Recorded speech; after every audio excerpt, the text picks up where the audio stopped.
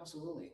Absolutely. I gotta make sure I get this right. Hey, ladies and gentlemen, hi, how are you doing? Hey, you noticed something, did you? Did you notice something? You noticed something, did you? I know, I usually was on this phone. Oh, but guess what? I'm on the screen now, son. Ooh. I didn't want to say, hey, yo, shout out to God. You know, I work hard to get this PC. You feel me? Your boy was working nonstop at Nissan Stadium to have to make a comeback. So I made a comeback, you feel me? Because you know the podcast is real. I'm tired of being on this phone. I'm free. Woo, I'm free. But it's okay though. It's okay though, because it's not about me right now. Just a little bit. But it ain't about me though. It ain't about me because, you know, I'm VoQualz. You know what I'm saying? Make sure, you know, Mr. Vocal Court up here, you know, talk so much. Oh, stop. Stop it. Stop it. Sit down. All right. So we got a man that is coming up here tonight. You know what I'm saying? He's the one that makes everything, every single possibility possible. The man has one of the detective glasses when it comes to Disney, because everything that you know about it, I guarantee you, he pulls up the file and he puts it to the police, and the police would take it to the court, and the court would definitely would take it to the trial. So when they take it to the trial, I guarantee you would not like anything he has to say about Scar. I guarantee you might not like to say about Cinderella. I'm just saying a lot of things, man. He's just a guy about detective. But not only is that, he makes double platinums on platinums on platinums and diamonds on diamonds now with his MJ cosplay. Give it up for the one, the Don himself that makes anything possible. Put the crown on his head. King Drell!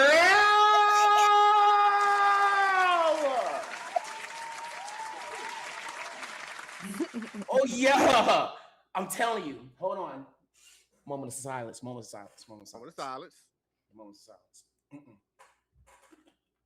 I said a special moment for this. Hold on. I got this. 1 second. Oh, we got this. This is definitely real, people. Ambiance. Y'all ready? All right. Look here. We got to put the orange light on because it's getting serious.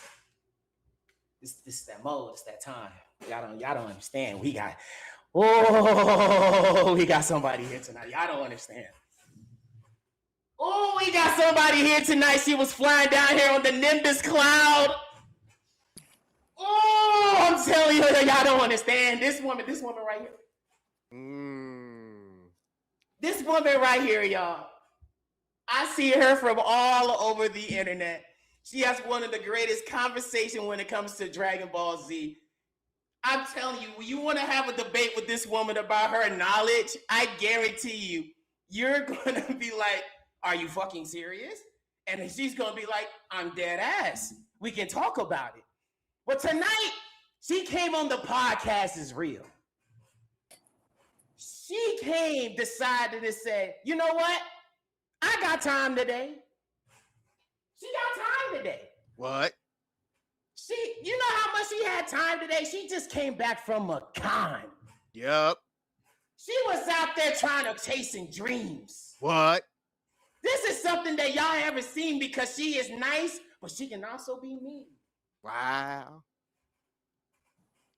If you have all 7 Dragon Balls, you're going to summon Shinron upon the sky. And she's the woman that not only has the Bulmaa, but she's black while she's at it. The mind is hella IQ. Give it up for the queen, the one who decided to sit on the hot seat today. The one who makes everything possible. The one and only Blvck Bulmaa.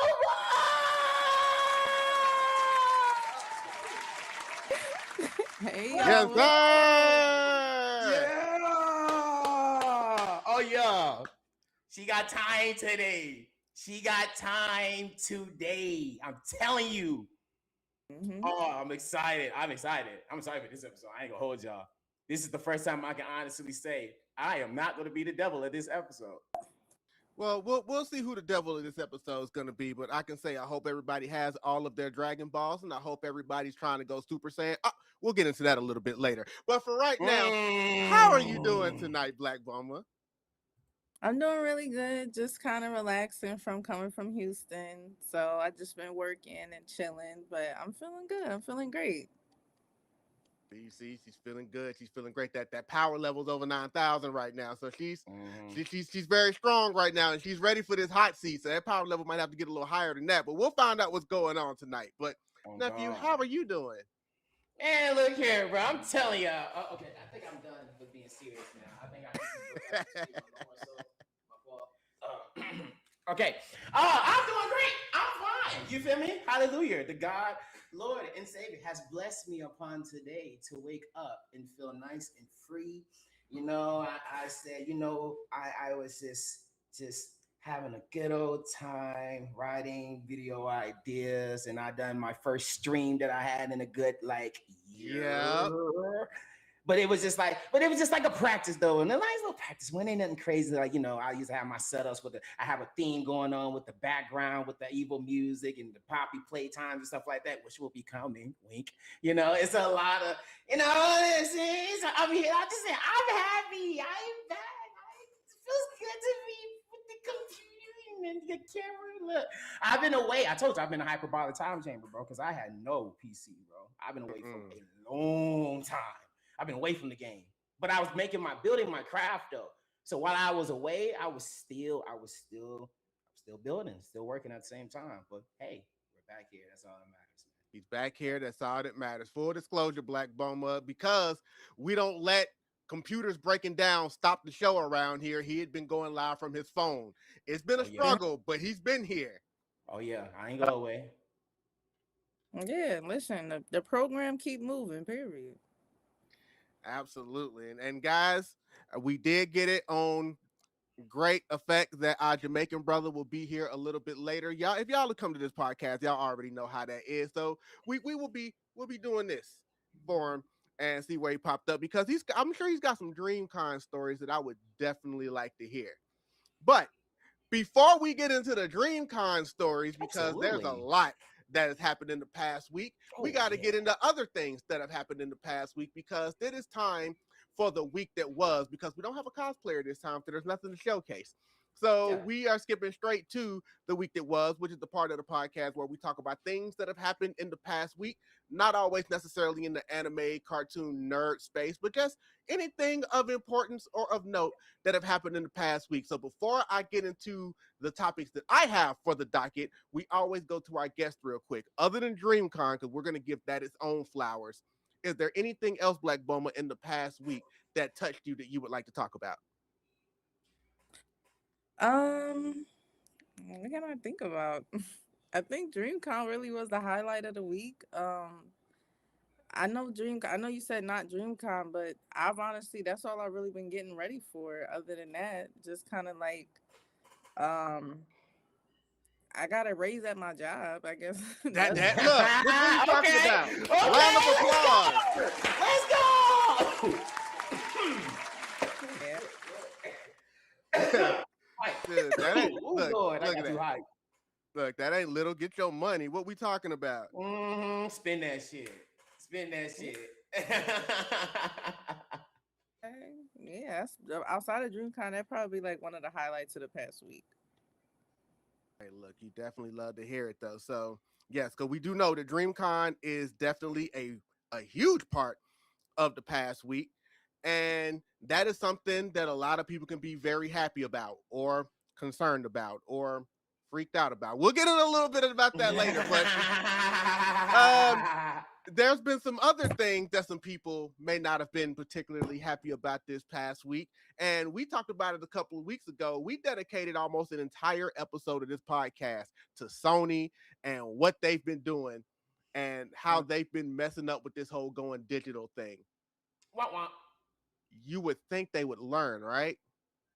Well, you know what? Sony owns a lot of other companies. You know what one of those companies includes? Crunchyroll.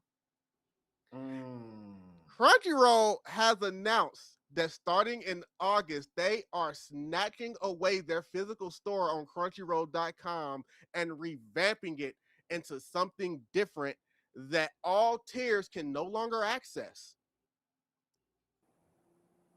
I'm gonna go ahead and read you the press release, because I have everything. What you talking about, Willis? Yes, I will let you know what I'm talking about, Arnold. The Crunchyroll store to a brand new shopping experience that will be available exclusively for Mega and Ultimate fans. The new store captures the excitement and convenient exclusive merchandise, collectibles, curated drops, and limited release products inspired by the anime series you love. And that is the one. And then one of the frequently asked questions right now is what's going to be different about this Crunchyroll store than the one we have now. You know, the one with all the anime media and everything that doesn't matter what tier you are, you can access. Well, again, if you got a basic account, you're done. Don't know what to tell you. Kaput. Bye. So for everybody else, it's this new experience will feature curated drops and Crunchyroll exclusive merch you won't find anywhere else. It will be available through select Crunchyroll memberships for Mega and Ultimate fans. More details are coming soon. So basically, they're taking away the regular digital store, making it more just exclusive drops, saying that the regular tier, you can't have none of this anymore. You got to pay one of the expensive tiers to even get an opportunity to spend more money on our site. And yeah, Sony, y'all haven't exactly been batting 1,000 here lately. People have been talking about boycott Crunchyroll. Meanwhile, Netflix is in the corner doing this. Good. More. Because boy, Netflix has been getting more and more anime by the day. And they're gonna smile. Did they not surpass Crunchyroll in anime? I saw some list or something like that. They're getting there because they're adding more and more stuff. Like right now, because Naruto is my favorite anime, although I do love Dragon Ball. Don't worry about it. They only have OG Naruto on Netflix right now, but they did announce, I think next month, Shippuden is coming to Netflix. So it will be there. Oh yeah, we cooking. I'll be there again and again. It's bad enough Naruto is the greatest in the chat. Look, I personally agree with that, but I know some people may not. I will say this, because we already know what happened to Funimation, RIP Funimation, when Crunchyroll completely bought them out and shut them down. And yes. So we already don't have them anymore. And then there was also, the Right Stuff International store, which was another big store that people used to go get their physical anime media and stuff. Crunchyroll bought them up, so they don't exist anymore. So they've already kind of cornered markets, and now they're trying to control it and change the market. And Sony has been on that bullshit. They've been on that bullshit, boy. Oh yeah, how deep you can go? Go, bro. Give him a shovel again. Give him another one. He ain't done digging. Give him another one. Because look, first of all, it was like, I think was it last year or earlier this year that they went up on their price for the first time in like 7 years. Like with everybody that was going up on their subscription prices, Crunchyroll was the one place where it was like, well, our prices are still the same. And then they finally went up, and now we don't know what's going on with this store. And it looks like they're not going to have a lot of the stuff that they used to. And physical media is just kind of becoming a thing of the past. And y'all wonder why people go to bootleg websites.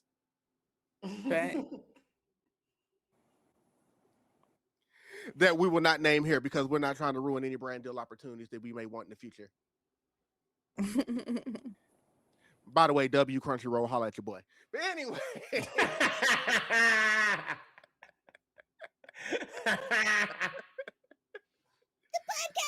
Look, man, I just say this is a W Netflix right now. Like that's definitely what's going to end up happening. And I don't know what to say because we know how much anime, especially a lot of these older anime, really brings out the warm feels and it brings out the nostalgia feels. You know who else is trying to bring out the nostalgia feels right now? Disney. Because Disney this past week has announced that they are in current production and will be releasing Cheetah Girls 4. I saw that. I don't hate it. I'm down to see it though. I don't hate it. I want to see it. It is Cheetah Girls Next Generation. They're going to introduce 4 new girls. Absolutely, yes, it should. Raven is not only coming back because she wasn't in the third movie, but she is executive producing the movie. Okay. and she and 2 other Cheetah girls will be coming back. So all 4 is not coming back. Sorry. Well, yeah. You know Sabrina, the Raven, Adrian, and Sabrina are all returning. Keely, she's still on that. Mm-hmm. Yeah, her and Raven don't get along these days. I know they don't. To the point where Raven was recently on a podcast and they gave her a segment called That's So Blank. And they would just say that's so, and they would mention another celebrity and she would just say something about them. They said that's so, they said Keely. She said that's so, next question.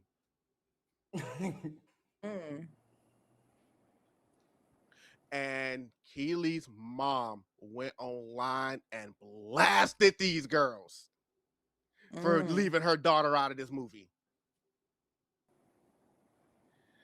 Like, she said Raven has never been good. She called Sabrina Bryan a pick-me. Like, she was going in on those girls. Leave my baby out of this new Cheetah Girls. Wait, so is she? Wait, but is she even saying anything though? Keely herself? Yeah. Not that I've seen. I think she's keeping quiet for now. I mean, you got to think she's kind of, and she's not even necessarily on bad terms with all the other girls. Like, I know that her and Raven don't get along anymore. But I know that's why the third one wasn't good, because Raven wasn't in it. Yeah. It was all right. I'm not gonna say it was trash, but it was missing something. It was not the same. You know the spiciness was not there, and Raven bought the spice since the first one. Don't. Raven thought she was the lead singer in the first one. Come on now. I will say, well, in the movie, well, obviously in the movie, Raven's character created the Cheetah Girl, so not having the creator in the third movies, but I get it. Raven's the one who turned it down because she wanted to pursue her solo career, and she didn't want to have anything to do with that anymore. And yes, Raven Simone. And as far as Keely goes, as far as I know, I think, which is weird that her mom would call Sabrina Bryan a pick-me, because if I'm not mistaken, Sabrina is the only one that Keely still gets along with. Because we know the other 2 girls were in 3LW together, and yeah, they don't get along anymore. And see, the more you keep saying that, you making my face just scratch about why she would even say things about her daughter. I mean, going to defend her daughter this early. In fact, because I'm a big Disney fan. Yes, Blvck Bulmaa, I'm one of the biggest Disney nuts out there. And I listen to a lot of podcasts, and one of the podcasts I listen to is Magical Rewind when I'm outdoor dashing. That is with Will Friedle of Boy Meets World and Sabrina Bryan of Cheetah Girls. And what they do is they review old DComs, and they talk about them. And they, of course, talk about Cheetah Girls because she was one. And last year, Keely was a guest on there. So I'm like, Sabrina's the only one Keely still kind of gets along with. And her mom's out there calling Sabrina a pick-me. Yeah, that's insane. I'm telling you, that drama is crazy. That drama. But morbid curiosity, I will definitely be keeping my eye out on it. And we will see what's going on, because they have been making remakes of everything. I know this. I know Camp Rock 3 is on the way. And like when I say that they're digging back, they're digging back. Well, y'all got Camp Rock, because I've never been a Camp Rock person. Y'all got that, respectfully.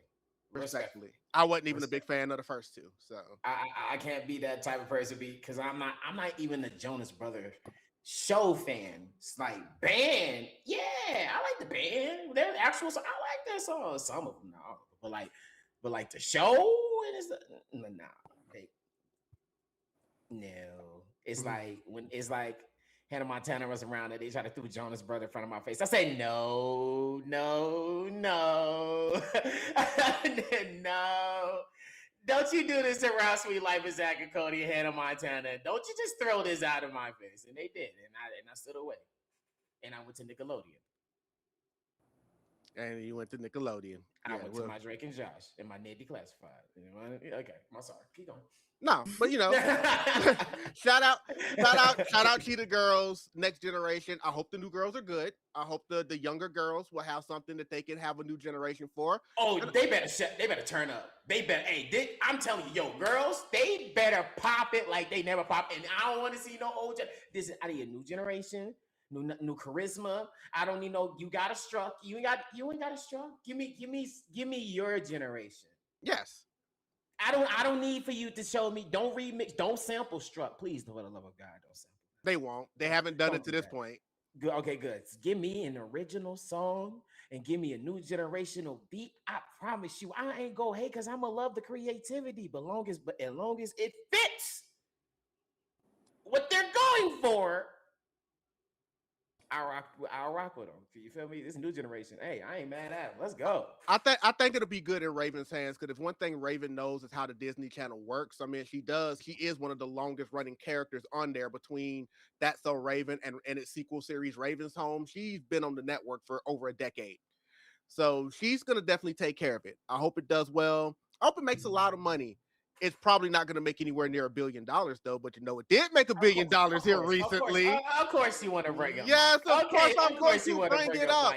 Of course, you want to bring it up. A mic stand. I'm not going to bring up the only biopic in movie history to cross over $1 billion. I'm not going to bring up a GOAT that's been gone for 17 years that he is still topping charts. I'm not going to bring that up. I'm not going to bring up a GOAT that I cosplay that has been getting me millions and millions of views this year.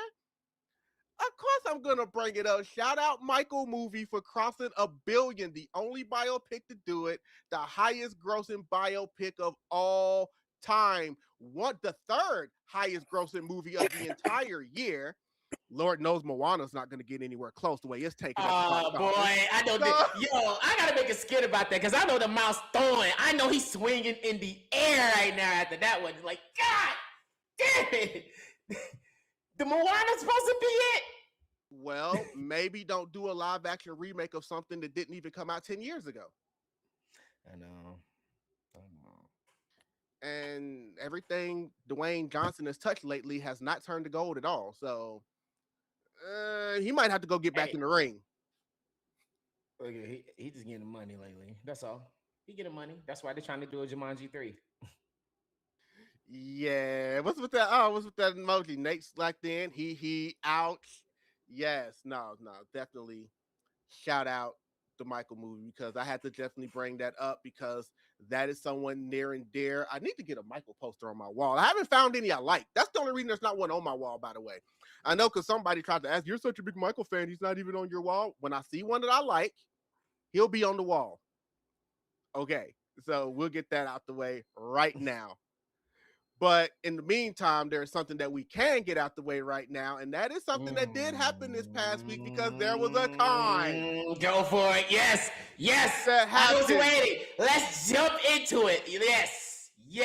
Let's talk about it. Week. Oh, yes, sir. Let's talk about it. Let's go ahead and get into that right now. So this will be, well, we can only talk about it from the outside of the club, but we want to get our lovely guest perspective from the inside of the club real quick. Blvck Bulmaa, how was your DreamCon? My DreamCon was really great. I met a lot of my supporters. I partied a little bit. I hung out with a lot of my friends, mutuals. It was a really great experience just being around nerd culture, especially in the Black community. It was really the vibe, and just like everybody was just so welcoming and warming, and just, you know what I mean? Like they had a lot of great vendors, like a lot of great people at the Artist Alley that I bought a couple things from. So my DreamCon was honestly, I say 9 out of 10. The only problem I had was I wish they had better connection, but other than that, I don't know what drama happened or what happened. My DreamCon was I remember it. I met a lot of cool people, new people, old people, friends. You know what I mean? Like it was a really great experience for me. I can't complain, honestly. I think it's one of the best. I've been there. I've only been to DreamCon twice. I was last year and this year, and I'll say this year was definitely way better than last year. I will say that'll definitely explain it because the years I didn't go were last year and this year. That's why I haven't seen you yet. But we'll probably pop up at a con together at some point. So, yeah, guys, Blvck Bulmaa said while all that other stuff was going on, she was over there. I was just minding my business and trying to look for as much Dragon Ball stuff as I could. Well, you also mentioned Artist Alley, so we are always going to find an opportunity to bring up our brother Ozias the Virus on this podcast because he is the GOAT artist. But anybody that's a first-time listener know that Not only is Ozzy the Virus our brother, he's been on this podcast before. He is an actual sponsor of this podcast. He has given us artwork to give away on this podcast. He created our logo. He created our artwork that you see in our promos, the one of me, my nephew, and Jasirii. Ozzy created all of that for us. That's So, fine. Yeah, I got the great opportunity to work with Ozzy this weekend. He drew me a BB card, which is a Blvck Bulmaa exclusive card, and I got to be at his booth. As many times as I've met Ozzy at cons, I've always gone up to his booth and bought artwork from him. So to be able to actually work with him and like get people to sign his artwork that was drawn for me and just see, I like Ozzy is like an inspiration to me because he works really hard. He treats people, he's a very kind person, and he's just a creative. And you know what I mean? Just seeing somebody who I know like had a dream to probably have his artwork talked about from hundreds of thousands of people to now it being a reality. It's so many people that I know Ozzy. So to be able to work with him this weekend and even contribute at least a little piece of people understanding how great of a person he is, it was a blessing. So you know what I mean? And he did the same for me, just like him put me on, meeting people, working with him. Like, I'll probably say that's probably one of the highlights of the weekend, be able to work with Ozzy. So, nah, you definitely want to hear. We're always gonna sing Ozzy's praises on here because he is a amazing, amazing person. And speaking of amazing, amazing people, Nadia's in the chat right now. What's good, Nadia? Nadia. Nah, but I'm glad you had fun. Did you go to any of the after parties? I went to one, which was a party, I guess, sponsored or created by Ozzy. I went to Euphoria Day One party. I was there for a little bit, so I'm not really a partier. I'm not gonna Yeah, I lie. was about to say, yeah, I Like it caught the didn't really vibe. strike me as that. Like, Yeah. bro, like when I was talking to you, I already immediately knew you strike me as a chill person, bro. Like, nah, you don't have to go outside.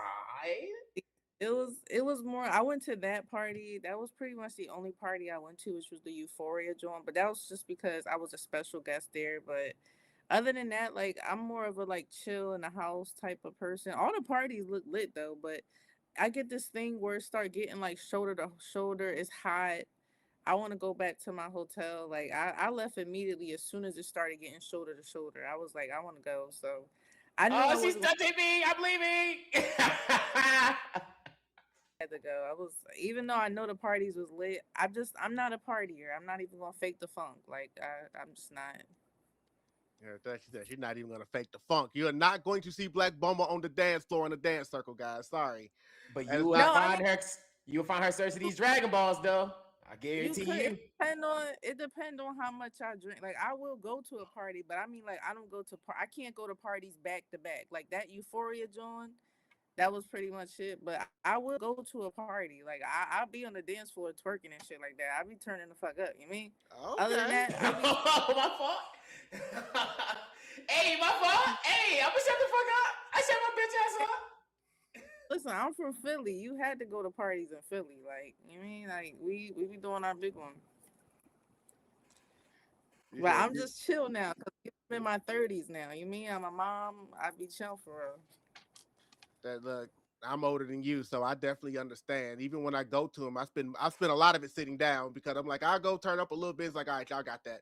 And I go chill, find my feet. You know, my nephew will come to me, he's like, yeah, all right. It's like, you should know this by now. I'm taking 5. Well, it's more like taking 30. But I'll be back out there later. You know, it is because I still like the vibes. Plus, we're friends with a lot of the club owners, so we like to come Mm-hmm. out and support. And a lot of times I go there, I do a lot of the recording footage, and I'll clip them together and do like recap vids for them and stuff like that. So I always like Mm-hmm. to go for them as well. But no, Yeah. I'm definitely glad you had fun, and I'm glad that you didn't have to find yourself surrounded around any of the bullshit that's been going viral on DreamCon this past week. Which I've been asked to get up this thing called uppies. I don't know what people's obsession with uppies. Oh my god, I hate people now. I was asked Oh. a couple times to get uppies. It's just I don't really want nobody lifting me up. That's not my man. So I just I didn't I didn't want no uppies. I just didn't feel comfortable. Not That's that. real. No, no. That's real. That's real. Well, and considering I know a little bit about Black Mama because I've done my research, obviously, so we already know there's one guy that would not have asked her to do uppies because we know how he operates. But as far as other people go, how many times did you get asked about uppies?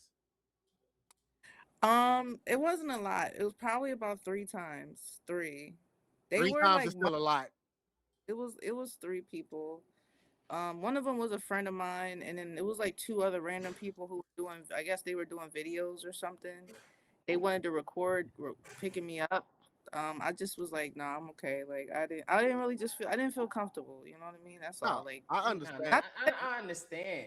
It's not. like get uppies. Like if you got uppies at DreamCon, hey, but it's just I just didn't feel comfortable doing it. No, real quick, full disclosure, another one of our dear brothers, Jay Rose, he's like Mr. Uppies. In fact, he literally had a meet and greet there where he literally told the girls, hey, this is where I'm going to be from this hours to this hours. If you want your uppies, you come to me. He didn't go approach people because he's known for uppies at cons. So he's like, I'm going to be here. If you want them, show up. And he did over 100 uppies all weekend. But the thing I like about Jay Rose is he doesn't just give you uppies. He has a conversation with you. He talks to you, tries to find out a little bit about you. If he knows you got a man, he's not even gonna. Doesn't even want to give you uppies. He only wants to do them to single girls because he tries to be respectful. And when it comes to how he grabs you, whether it's like this or on the shoulder, he asks what they're more comfortable with because he will say it a million times, and I will always scream it for him. He expresses that consent is key, and that is everything. And now the uppies epidemic is kind of being so widespread to the point where, nephew, I don't know if you heard this when she stepped away, but she said she got approached by 3 people. Like, so many people are doing uppies now. Like, and See, I y'all don't want to think be they're J all Rose doing it for the. so bad. Y'all want to be J Rose so fucking bad because I remember seeing this man was doing the uppie so many years, bro. When he was one of the only ones. I'm telling you, y'all want to be him so freaking bad. It is okay. Flattering is okay. I swear, I feel like it's okay when you have people want to imitate the original, right? Yes. But y'all just making it to the I mean, originally I called y'all out. Let's be banned here. Like y'all are making it very difficult for women to feel literally regular and be nice to themselves. Like you're approaching women and asking them uppies now instead of them let them come towards you. That's even more weird. And we have another video of a person that's doing that has an imposter Sora doing this at the DreamCon. Like, bro, yeah, that keyblade behind you, ma'am. Yeah, he was a fraud. I saw that video. I was like, how dare you disrespect my goat Sora? Sora would never do no weird, disrespectful shit like that. You don't. Why would you drop the Sora and do that? Try to lift a woman up without her consent. You just made Sora look so freaking terrible. I'm like, bro, don't ever do that shit again. So for more disclosure, if y'all want to figure out what I'm really talking about, this is basically what's going on in DreamCon, right? And the uppies with the uppies was the thing. There's a streamer named Miss Kitty. Kitty was, a kind of upcoming bringing streamer. Streaming is kind of the thing at DreamCon. They tone it down, but there's a lot of streamers there IRL, which we will get to a little bit more about the streamers later on. But she was basically just going around, just doing regular streaming things. And then until a guy, I don't know his name because they never really said his name, but we'll get his name very soon. But there's plethora of video of this man going around. Everybody sent me this video. I'm not gonna lie. I was like, holy shit. He was a Sora. He was dressed up in Sora from Kingdom Hearts 2. Yes, the best version of Sora, by the way. The one he went toe to toe. Like, oh my god, he dressed like that one, and it got even more worse over time where it was like, oh, okay, cool. He just picked her up out of nowhere without consent, and her cameraman, Miss Kitty, had to stop him. Like, yo, you're gonna have to calm down and stop. And then he said this out of his own mouth. Said, we got a lawsuit coming, but I'm gonna beat the case. That's crazy. Yo, what? That's what we're nah, son. Nah, bro. Nah. But to be fair, Kitty at the end said it's okay, but you need to ask permission They mean, you still need to thought ask permission.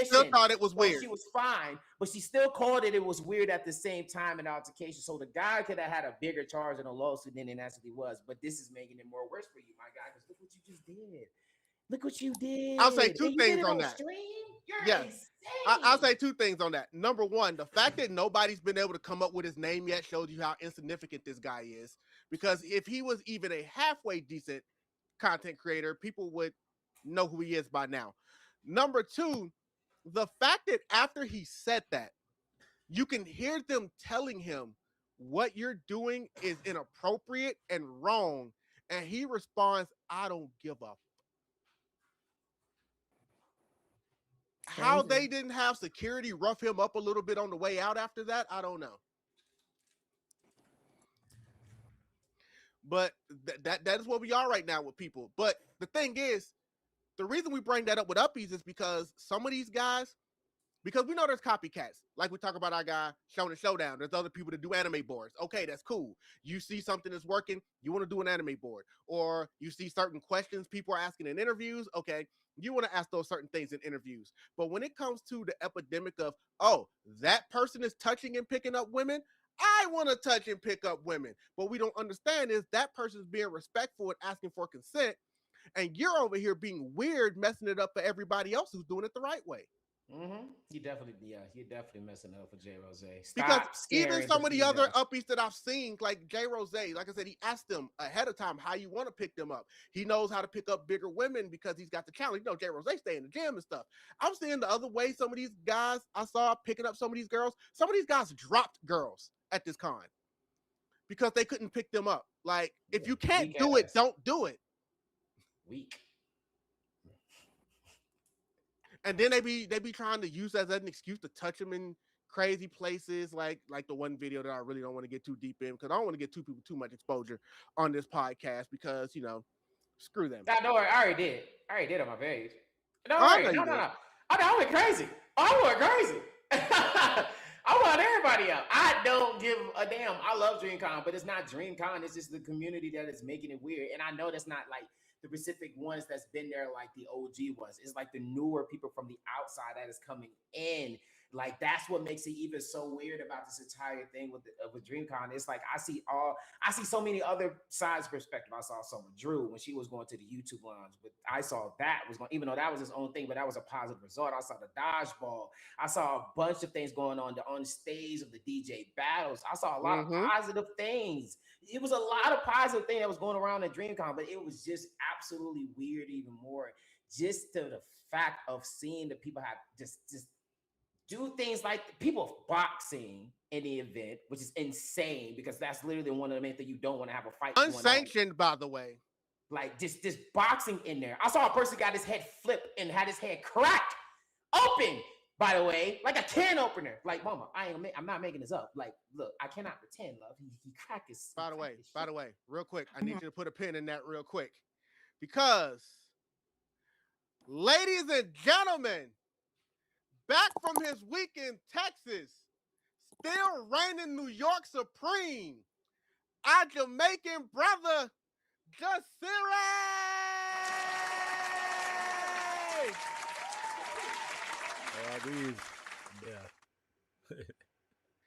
What's going on, yeah? You came just in time. We're talking about DreamCon. King of New York, how was your DreamCon? Listen, DreamCon was a movie. Even though we had to bounce back and forth between Land Party and Trap Sushi all weekend, it was a movie regardless. I'm telling you, the love, the energy that was going on, it was lovely.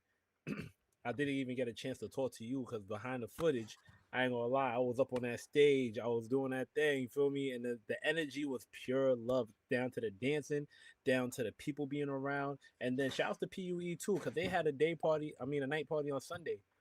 You know what I mean? And shout out to RDC, because listen, I ain't going front. They definitely had it rocking between the inside party and the outside party. Those who know.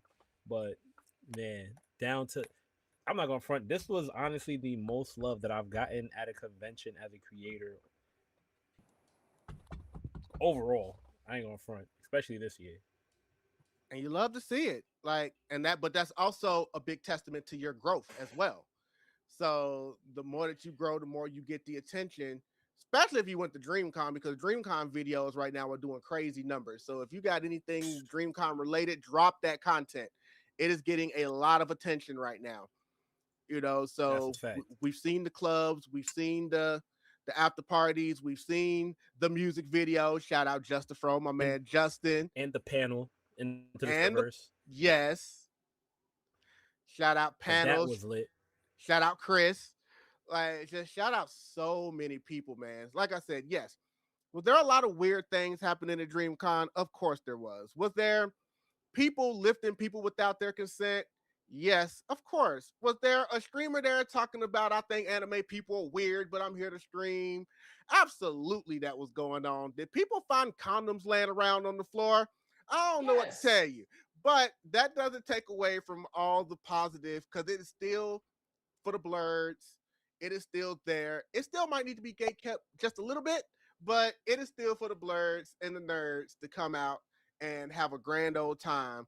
And I will be at DreamCon next year, so as long as they accept my content creator application. Same. I still have the same contract. Same thing. Yeah. I've been to that. Absolutely. We'll see what happens. Excuse me. Bless you. Bless you. That was actually my reaction when I didn't get accepted for content creator DreamCon. Like, so you should know that next year I will apply again, and me and my numbers would love to be there, DreamCon. I would love to be there, absolutely. But I will only be there if I'm accepted as a content creator. So if you want to accept me as a content creator, I will be at DreamCon. If not, I will not be there. So, yeah. Simple. Simple. Because I had an opportunity. Like, people were like, I can get you a badge if that's what I said. That's not what this is about. I'm taking a stand. VIP. Oh, man. What? Well, we don't want to talk about that, though. We ain't going to talk about that. By the way, I know he's probably not in here anymore, but I want to read this from Astro Jack. Just came through to say hello and say how much I appreciate this pod and Blvck Bulmaa. Truly appreciate the content. Thank you. Appreciate you. Yes, he is definitely a loyal person. He's there at the podcast pretty much every week. And that we lost our Jamaican brother, it looks like, for a second. He got to fix his internet.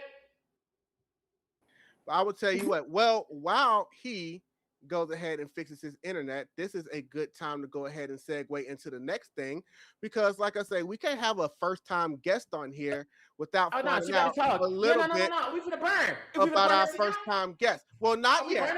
Not yet. No, we're not there yet, sir. Calm down. Relax. Relax.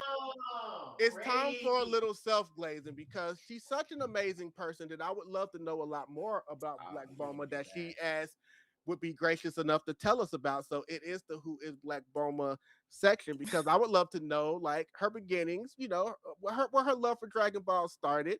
Just take us back to the beginning, Blvck Bulmaa. Please, the floor is yours. Just let us know something about yourself. Go for it.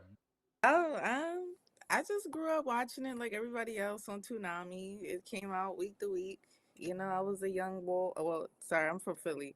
I was young, so you know, I just went home, watched it like everyone else. My love grew for Dragon Ball kind of during COVID.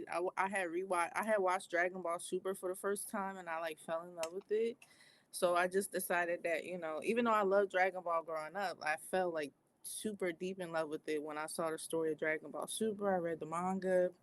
So I kind of just like, I just love talking about it and talking to my Facebook friend. I started off on Facebook, but then like I had someone tell me like, maybe you should go on TikTok, maybe you should go on Twitter. So I just started posting my raw, very unhinged thoughts about Dragon Ball throughout social media. It got me in trouble sometimes, but you know, I feel like all engagement is good engagement, so it worked. But then I started trying to go more official instead of being a rage baiter. I wanted to be more like talking about the lore, talking about like Akira Toriyama, talking about news. So I've been through many stages as a Dragon Ball fan, but honestly, it really is just my love for Dragon Ball. Goku has always been one of my faves. He gets a lot of slack, But Goku has inspired me in ways no anime character ever has. So, yeah, just Dragon Ball has like affected my life, changed my life in ways no other anime has. So that's pretty much my journey with Dragon Ball specifically. But as far as who I am personally, I'm just a regular Joan. Like I'm just a girl that loves Dragon Ball from Philly. I just love talking about it. I love talking with my supporters about it. Um, you know what I mean? That's it. Nah, that's it. She's just a regular John from Philly, and she's feeling a lot of happiness. But I know somebody's feeling their stomach right now, so we got to go ahead and get into that real quick before we get Black to Black Bomo, because it is time for What is Jasirii Eating? Yeah.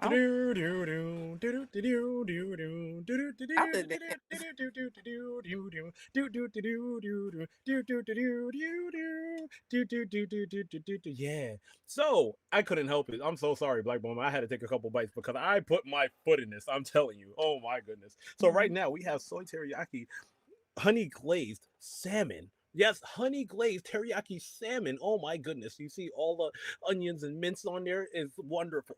And along with that, we have our seasoned, very flavorful white rice. Because we have to wash it, take that starch out, people. So between that, we're just getting our gains back, from DreamCon because we've been eating so much. But you know what? That's not the only thing we've been eating out here. You know what I'm saying? You know what I'm saying? You know what I'm saying? So, caught the Fresh Prince reference. All right. So, and that is what Jasiri's eating today. Yeah.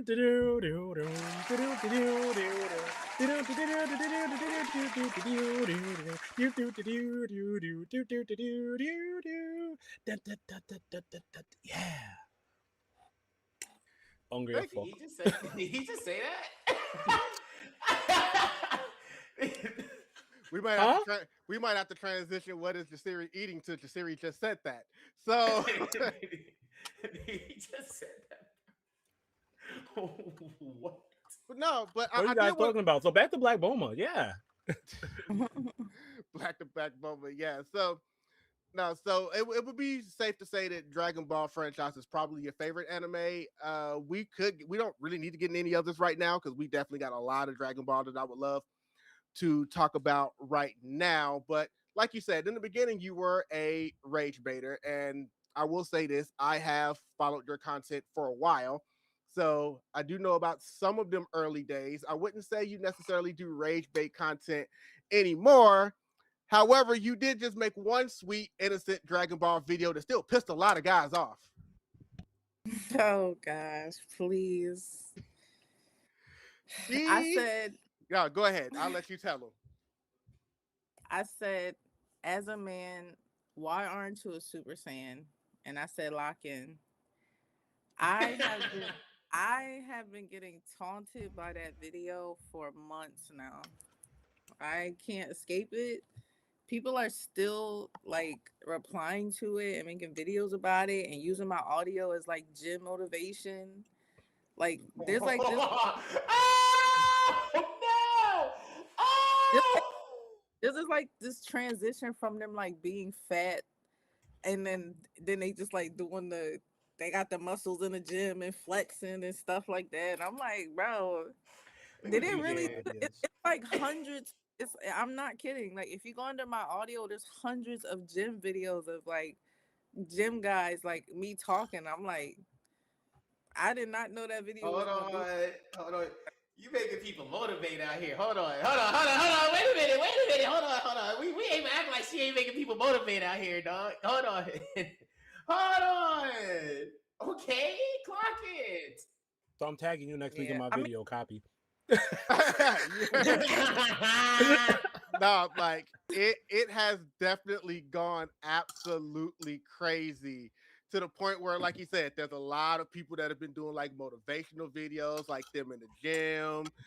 Like I said, even I got rich. He just did one. I think it was today or yesterday, where he's like, "Look, I'm trying to lock in. I'm trying." It's like, still going crazy.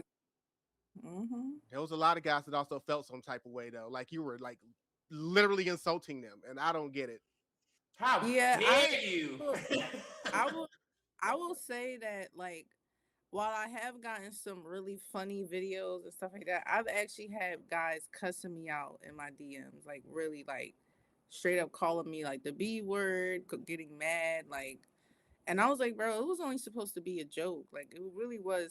I'm not expecting you to be a fucking Saiyan that's not real in real life. Like, it was a joke, but I think I really hurt the ego of certain men who are bums. So, sorry, bums.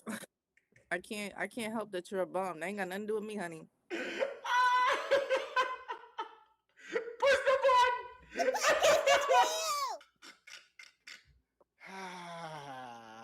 Yeah, I think I know what one of our clips are going to be this week. But no, Hey, look, get to the gym, you bum.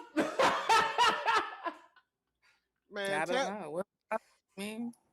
tell these dudes to grab some sensu beans, find their hyperbolic time chamber, and lock in. Like, That's what, like, you get mad at me. You supposed to be locking the fuck in like everybody else. You mean? Word. Hyperbolic lion tamer. Type of body line paper. like, come on, man. It's like, how are you going? But I mean, we know how because we've seen some of the comments on our videos. Like, how are you gonna get butt hurt over a comment about an anime? Like, that's what's crazy. Talking about the same They community who have get books no on life. That's the everything. problem. Like, they don't have no life. At the end of the day, it's like all my videos are jokey, kitty, lovey-dovey, fun-loving, or informational. Like, I feel like do not take my content serious. I feel like if you don't know how to laugh, that's a bad joint because it's just like, what are you doing? Like, obviously, everybody else laugh. You sitting here mad because I hit some deep insecurity for you. That ain't got nothing to do with me. Hero. I'm just a girl. Living in a lonely world. Pretty much. I mean, like, for anybody that hasn't seen Bob, although we know a lot of people have seen Blvck Bulmaa's content because she is famous out here, ladies and gentlemen.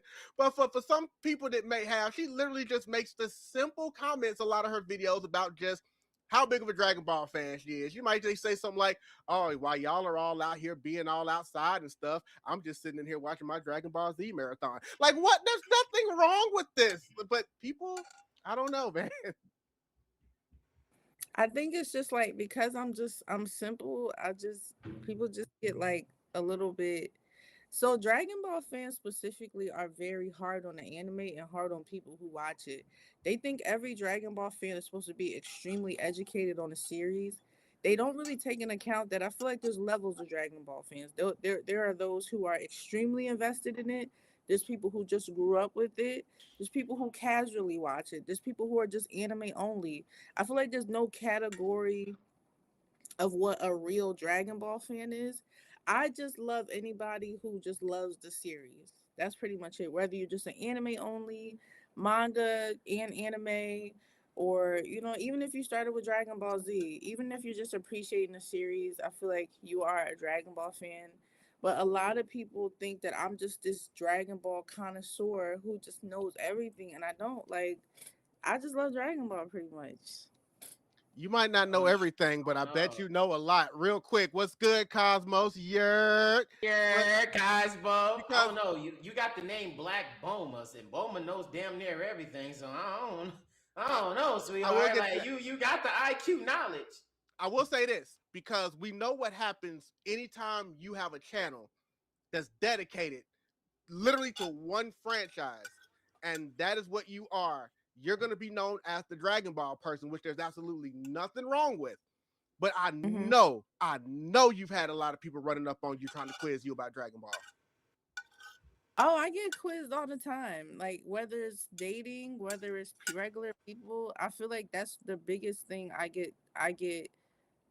always get gatekeeped with Dragon Ball.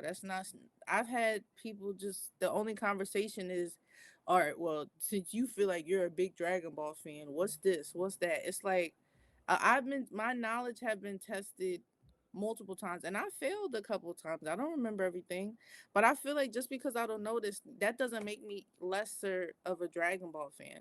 In my eyes, like, you wanting to test and quiz me about some random fact about Goku in episode 25, that's not gonna make me not a lesser Dragon Ball fan. You just dick eating. I mean, sorry, are we allowed to cuss on here? Oh yes, this is the podcast is Yup. real. Keep going.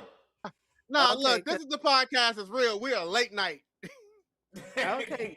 Go ahead, If Philly John. we call you a dick eater, you just dick eating. Like chill. Like don't nobody don't. I just love it. I love what it is. I love what Dragon Ball is. Like I don't. Sorry, I'm not sitting here winking myself to Dragon Ball at night like you are. I type shit. You mean I can't. I'm sorry. I love Dragon Ball, but some people just really be way like you can see I'm way into this shit. Like, but there's certain people that look at my page and be like, oh, she thinks she the biggest Dragon Ball fan ever in life. I know. I bet I know more than her. Congratulations. I'll go in my kitchen right now. What kind of cookie you want? I'll bake it for you right now. Special. You know what I mean? Like, what kind of cookie you want me to make you? Like, I don't care, but I'm not in no competition with nobody. That's crazy. She sound real New York for a second. She ain't from New York. She's not from New York. Philly girl. She sound real Philly right now. She sound real Philly right now.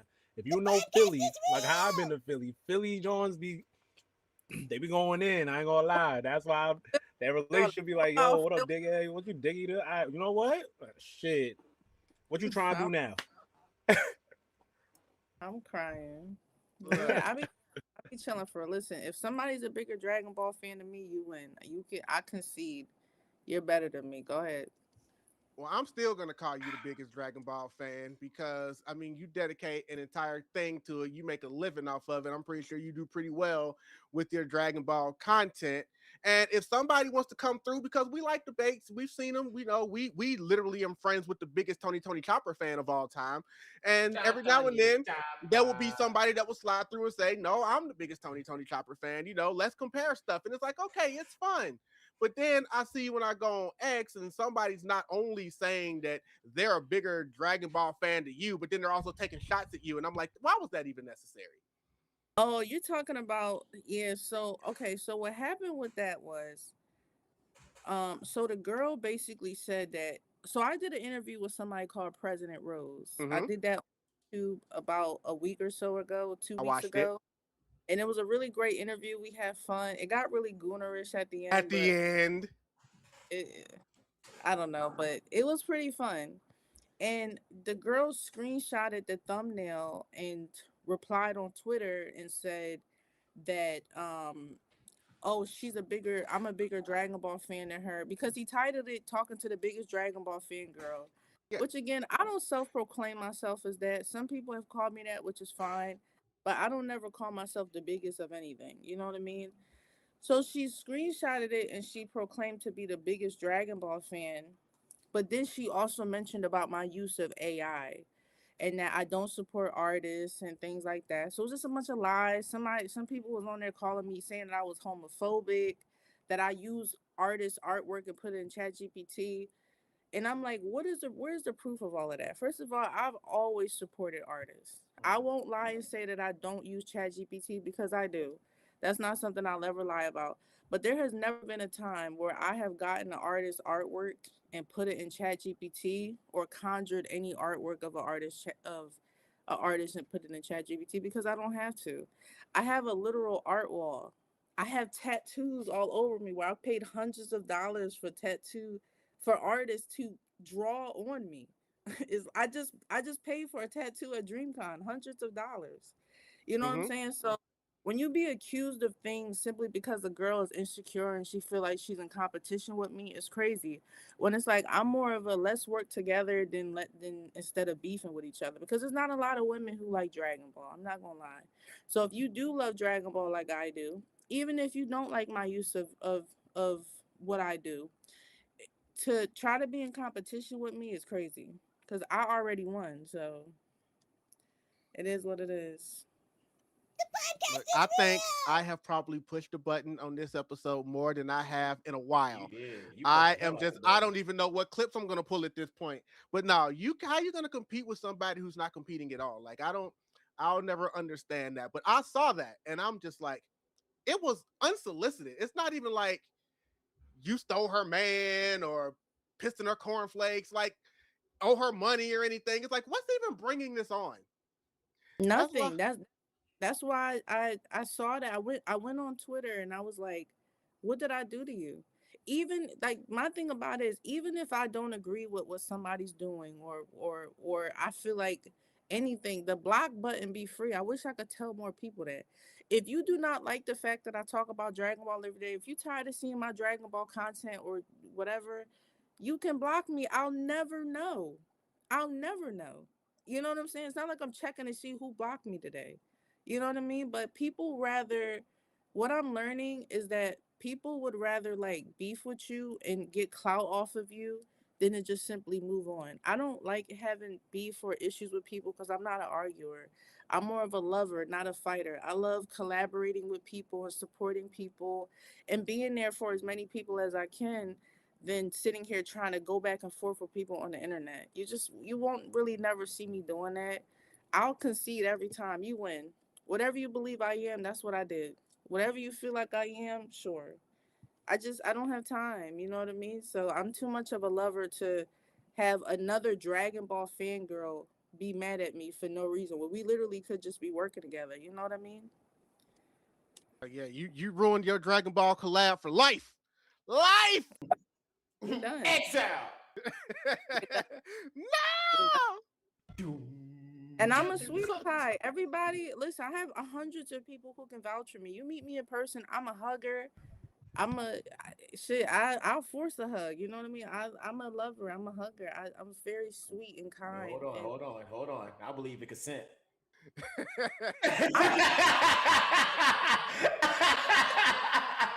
I don't care. You're gonna get a hug today. from me. She said, "I'll force a hug." Hold on now. Hey. I believe in consent, bro. Permission. Listen, I didn't have no. I didn't have nobody who didn't want a hug from me. So. Oh, wait a minute. Where my hug at? Keep going. Where my hug at?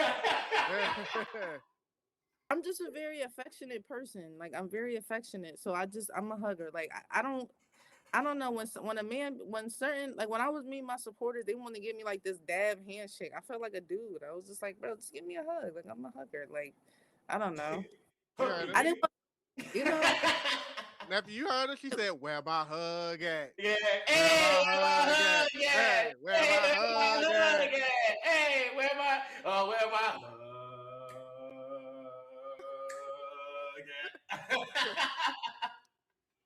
But no, outside of all of that, it's really just like I said, like I'm a really cool person. So to see anybody just have hatred or be weird towards me is really uncommon. You won't really see it often because I mind my business. I talk about Dragon Ball and I stay out the way type shit. Well, we know you support artists because again, you had a custom Blvck Bulmaa Oz the Virus card at DreamCon, so we know you support artists. You literally got a tattoo during DreamCon, so we know you support artists, and you're here on this podcast, so we know you do collaborations. So limited edition. Yes, limited edition.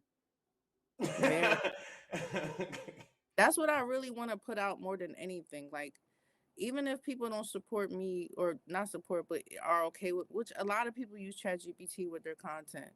I want to put out there that I have supported dozens of artists. I have artists draw on me. I've collaborated with artists. I spent hundreds of dollars on art. I have big giant canvases that I paid $400-500 for just to support artists. You know what I mean? I have such a respect for artists and what they do, and I feel like open AI or whatever they call could never replace the real authenticity of someone using a pencil or digital art. Honestly, I will support an artist before I ever support ChatGPT. But I do use it in my content. You know what I mean? If you need the proof, again, look at my body. Again, I have thousands of dollars worth of artwork that I walk around with every day. So to put me in a category of never supporting artists, you must be out of your rabbit ass mind. I ain't gonna lie. You heard that out your rabbit ass side. And by the way, since you went ahead and went in the chat twice, I will give you some advice, or I will give you a tip, Pain. We will do a backflip once you do a barrel roll. But anyway, Coming in talking backflips.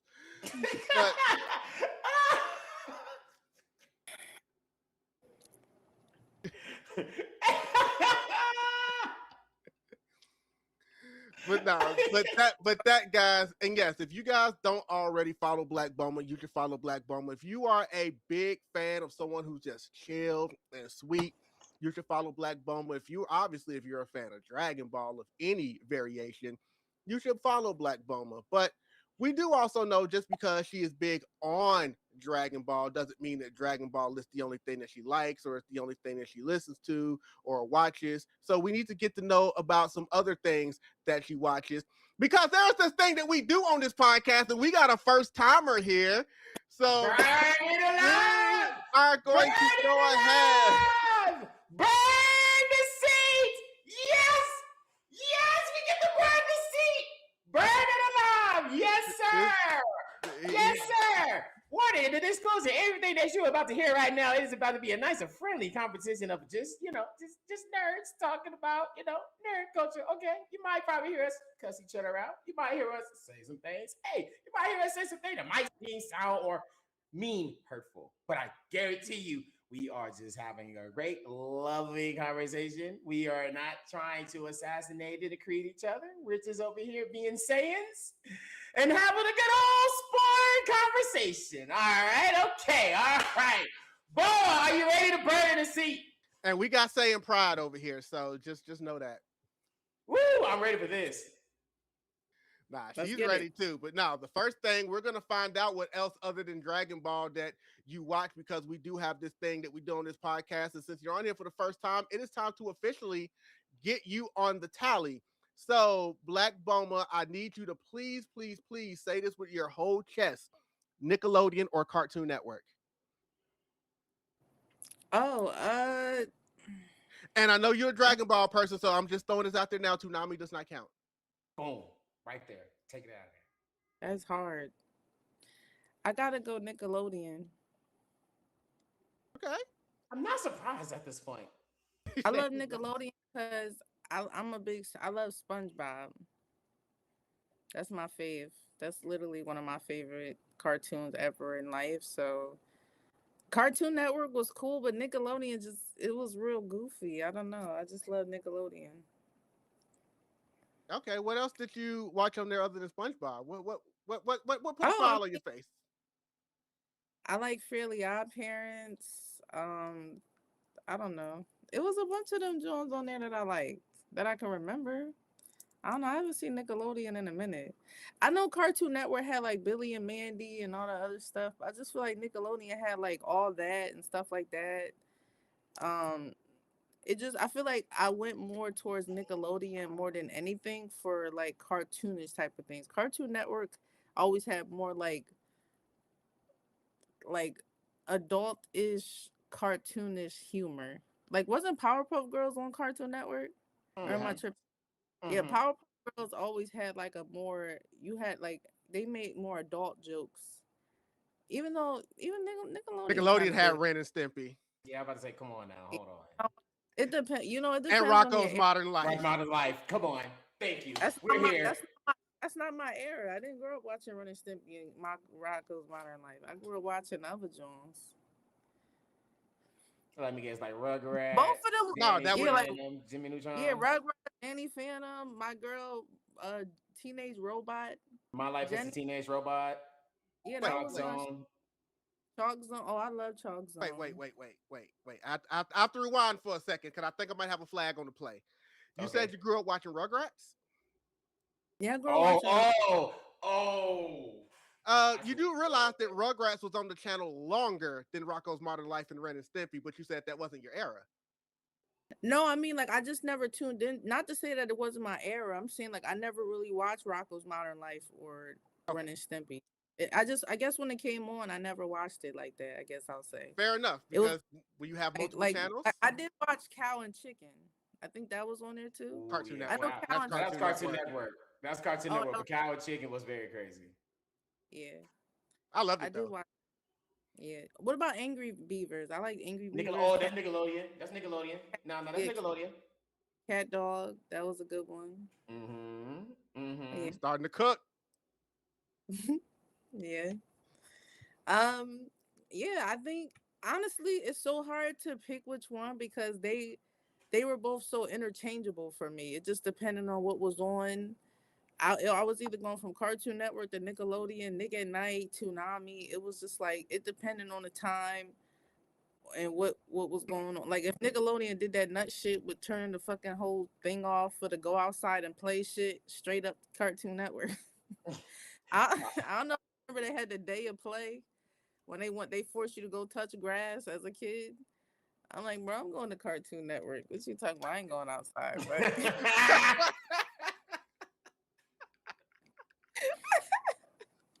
Yeah, but nah, I mean, it depends. It depends. It's hard to choose, but I will say Nickelodeon because I was a big SpongeBob fan. I love SpongeBob. You still watch SpongeBob now? Yeah, so they have certain joints on YouTube. They get like a whole live. They be having live reruns of SpongeBob. I'll be watching that before I go to bed. Reruns, of course. And Mhm. I guess to be fair, technically Nickelodeon did play Dragon Ball Z at some point, although it was nothing like the Toonami's Dragon Ball Z. You know, they had the super for 10-year-olds censored Dragon Ball Z Kai, and I couldn't watch it. I'm sorry. I needed my Dragon Ball Z. No, you Mhm. needed the blood and war. Nah, you couldn't have all that cuteness. Too cute. I don't need the you didn't die, you got sent to the next dimension. I didn't need that Dragon Ball Z Kai. Yeah, nah, get the hell up out of here. No. Hell no, niggas die over there. What are we talking about? No, I saw a person who got evaporated. What are we talking about? And for people that don't know, there were different versions of Dragon Ball Z Kai. Because some people might go, no, I watched Dragon Ball Z Kai and it was more adult than that. Yes, there was a version of Dragon Ball Z Kai that was on the streaming services, but then they made one specifically for Nickelodeon where they weren't killing you. You were getting sent to the next dimension. Mhm. The hell we are? The Shadow Realm? No. The fuck? This ain't Yu-Gi-Oh! The fuck out of here. You know, Goku falling off a snake way and going down to H-E-I-L. Oh, damn! I kind of that. I remember Man, what that. in the 4 Kids One Piece that happened here? Yes. Like, yo. Nickelodeon Dragon Ball Z Kai was different, bro. Nah, bro, I'm happy I ain't see that because I would have been, boy. They were on Kids. This ain't my Goku. This ain't Dragon Ball Z Super Z Goku. Nah, they ain't my guy. Nah. Mhm. I needed Super Saiyan 3 who was willing to throw people through the building, was like, yeah, we'll risen back to Dragon Balls. That'll be all right. Like, that's the Goku I need right there. Like, nah. Facts. You know what, though? It is fair enough because we know how violent Dragon Ball Z is, which is why it really can't be for kids. Lord knows the OG Dragon Ball was for adults for a completely different reason. Dog, we should have even, when we got to Cell, that's when shit got even hella crazy, bro. Like the Cell arc was a big okay, bro. Like that's when everything should have been paused. No, because if you'll see her, she'll make videos all the time where she's like, you need to start at OG Dragon Ball and go all the way up and consume all the Dragon Ball content. But I've seen people make videos where they're like, I'm gonna go watch the OG Dragon Ball. They get to like 2 episodes and they're like, what am I watching? It's because I feel like a lot of people have the attention span of a peanut. It's just like I feel like if you ever start Dragon Ball and you don't start with OG Dragon Ball, it's like you're rushing for the good stuff. Dragon Ball is most enjoyable when you get to build up for certain things. Like, you know what I mean? Like you can't start Dragon Ball Z and you don't know why it was cool as fuck that Goku and Piccolo worked together. You know what I mean? Like you don't know why. Like they you think that it's just like, okay, Goku and Piccolo fighting Raditz. You don't understand. If you watch Goku fighting Demon King Piccolo and what he had to go through fighting him, and then you see him spawn Piccolo and then he fights Piccolo. You know, Piccolo was supposed to be the main. Piccolo necessarily was supposed to be Goku's next challenge, but that never happened because they had to forcibly team up to go against a bigger threat, which you guys know was Raditz. So we never really got to see that next arc between Goku and Piccolo because they just ended up being cool after that. But you would never know that if you don't start with OG Dragon Ball. A lot of people feel like it's skippable. I feel like it's not. You know what I mean? It just depends on who the attention span of who they are as a person. Well, it Which is isn't probably really attention span from what I see people say. It's the fact that when you go watch OG Dragon Ball, they're like, okay, I've seen Dragon Ball Z. I imagine the same action, all this stuff that Dragon Ball Z has, which it does. But then they're like, let me turn on Dragon Ball. And then in episode 1, you're already seeing Kid Goku's penis. In episode 2, you're already seeing Bulma showing Master Roshi her punani. And they're like, what is this freaky animated I'm watching right now? watch Don Don. I know. Yeah. That's That's a lot of There you hypocrisy go. going on. Look, yeah, no, no, no, It's no, just no. I'm like not. first of all, that doesn't happen in the first episode. The first episodes are, I get OG Dragon Ball has some real crazy shit in it. I agree, but again, there are niggas who are watching Don where a boy got his fucking penis took away from him, and a girl who was in a room chained to a man who had an electronic. You mean like what are we talking about here? You mean you can't get through OG Dragon Ball with one episode of Bulma doing this when the rest of the story is Goku's adventure, but you can sit here and watch two little kids getting their genitals violated? Let's be No, I get it. serious. And I will say this. I don't know if anyone is a sub or a dub or a manga reader. The Japanese version of OG Dragon Ball is way worse than the English dub. They clean up the English dub so much. Like it would be so if you read the manga, it's so much worse. The dialogue that they change is ridiculous. And some people would look at some of these characters a little bit differently if they looked at it in its original form. Like, so I'm not gonna say it didn't get a little 18 plus crazy in OG Dragon Ball, but I loved it. So I didn't I love care. the And story. The thing with all anime period, for some reason mangakas get forced to put a bunch of fan servicey moments in order to capture the attention because shonen is really focused towards a certain age of boys. You know what I mean? And because of that, they have to put certain fan services to continue to capture the story or capture the attention of a certain audience. What I would love the fact that Bulma didn't have to lift up her fucking shirt for a Dragon Ball, sure, but it's in there. You know what I mean? I feel like it's like I don't remember that because it wasn't such a significant part of the story. I just remember Goku defeating the Red Ribbon Army or the Tenkaichi tournaments, like things like that. I don't remember those very insignificant moments where I feel like it wasn't necessary, but I was able to get past him just to enjoy the story of Goku. You know what I mean? no, and look, you don't have to preach to me because I understand. First of all, if you are a person that said you grew up watching anime and you're like, I have a problem with the fan service, it's like, what kind of an anime watcher really were you? Because all anime had them. You know, Yeah. whether you liked them or not, like you could have that argument for another day. So none of that ever bothered me. Some of it's actually pretty funny. It's like, so none of that ever really bothered me. But there is, at least in season 1 of OG Dragon Ball, there's a lot more of it in that season.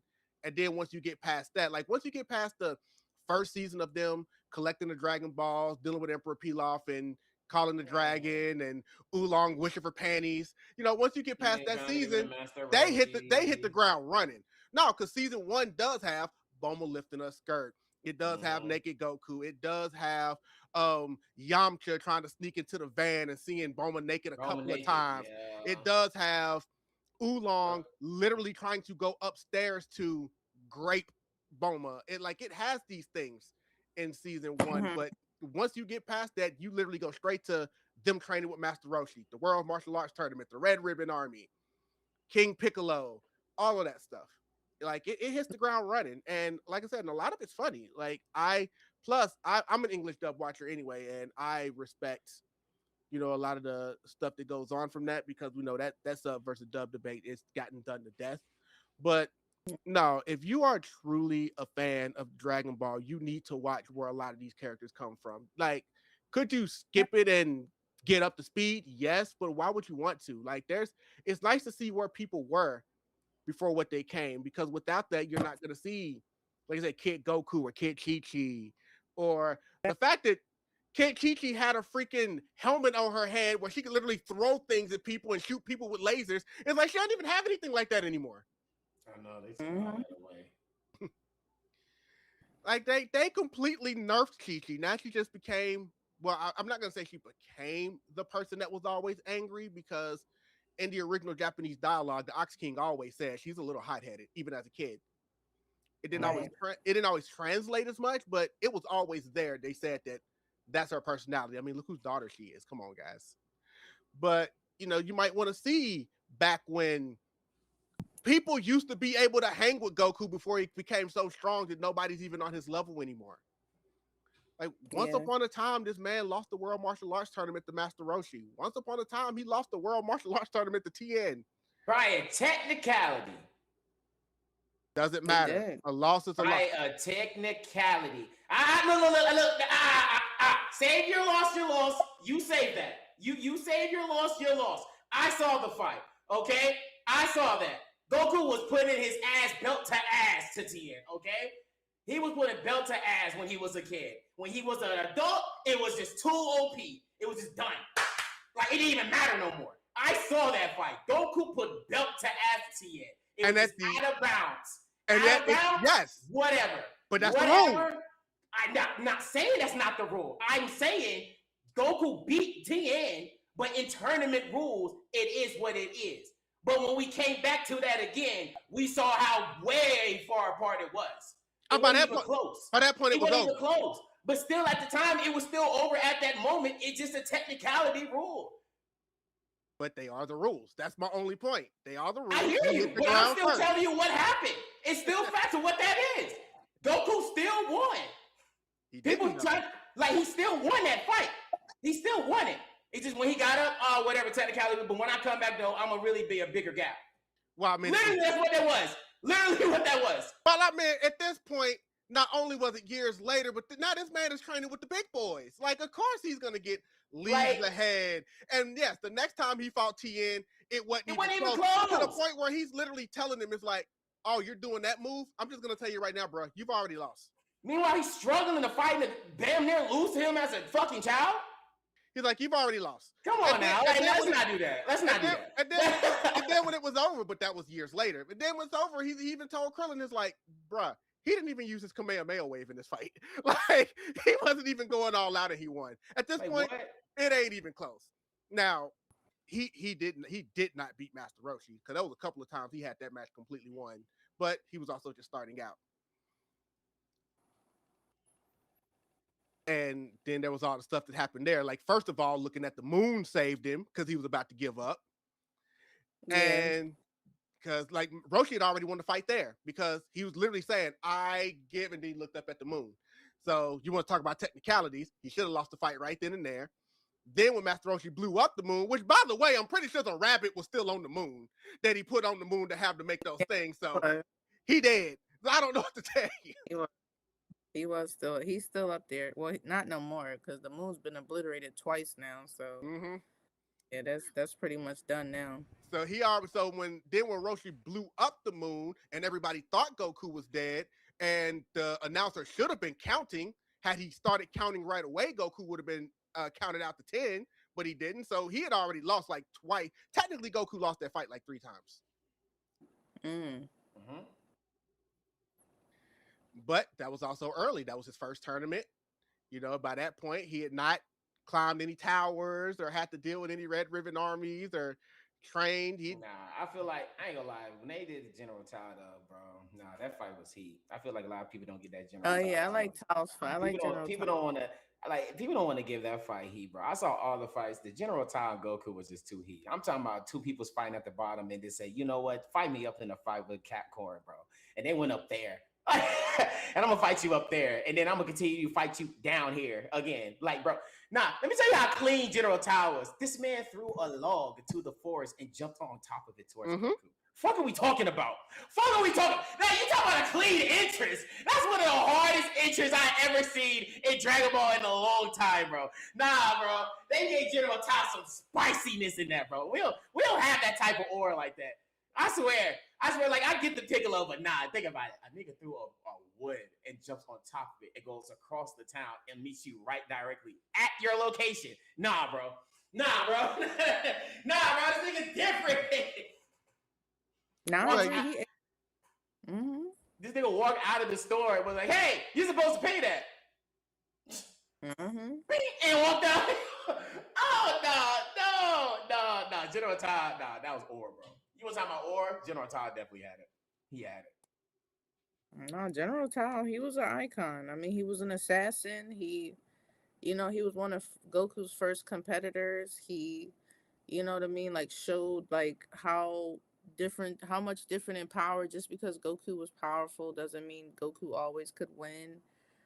You know what I mean? Like his the way he was and how much aura he had. I mean, he had a scene where he blocked a whole bullet with his foot, with his shoe. And kept God!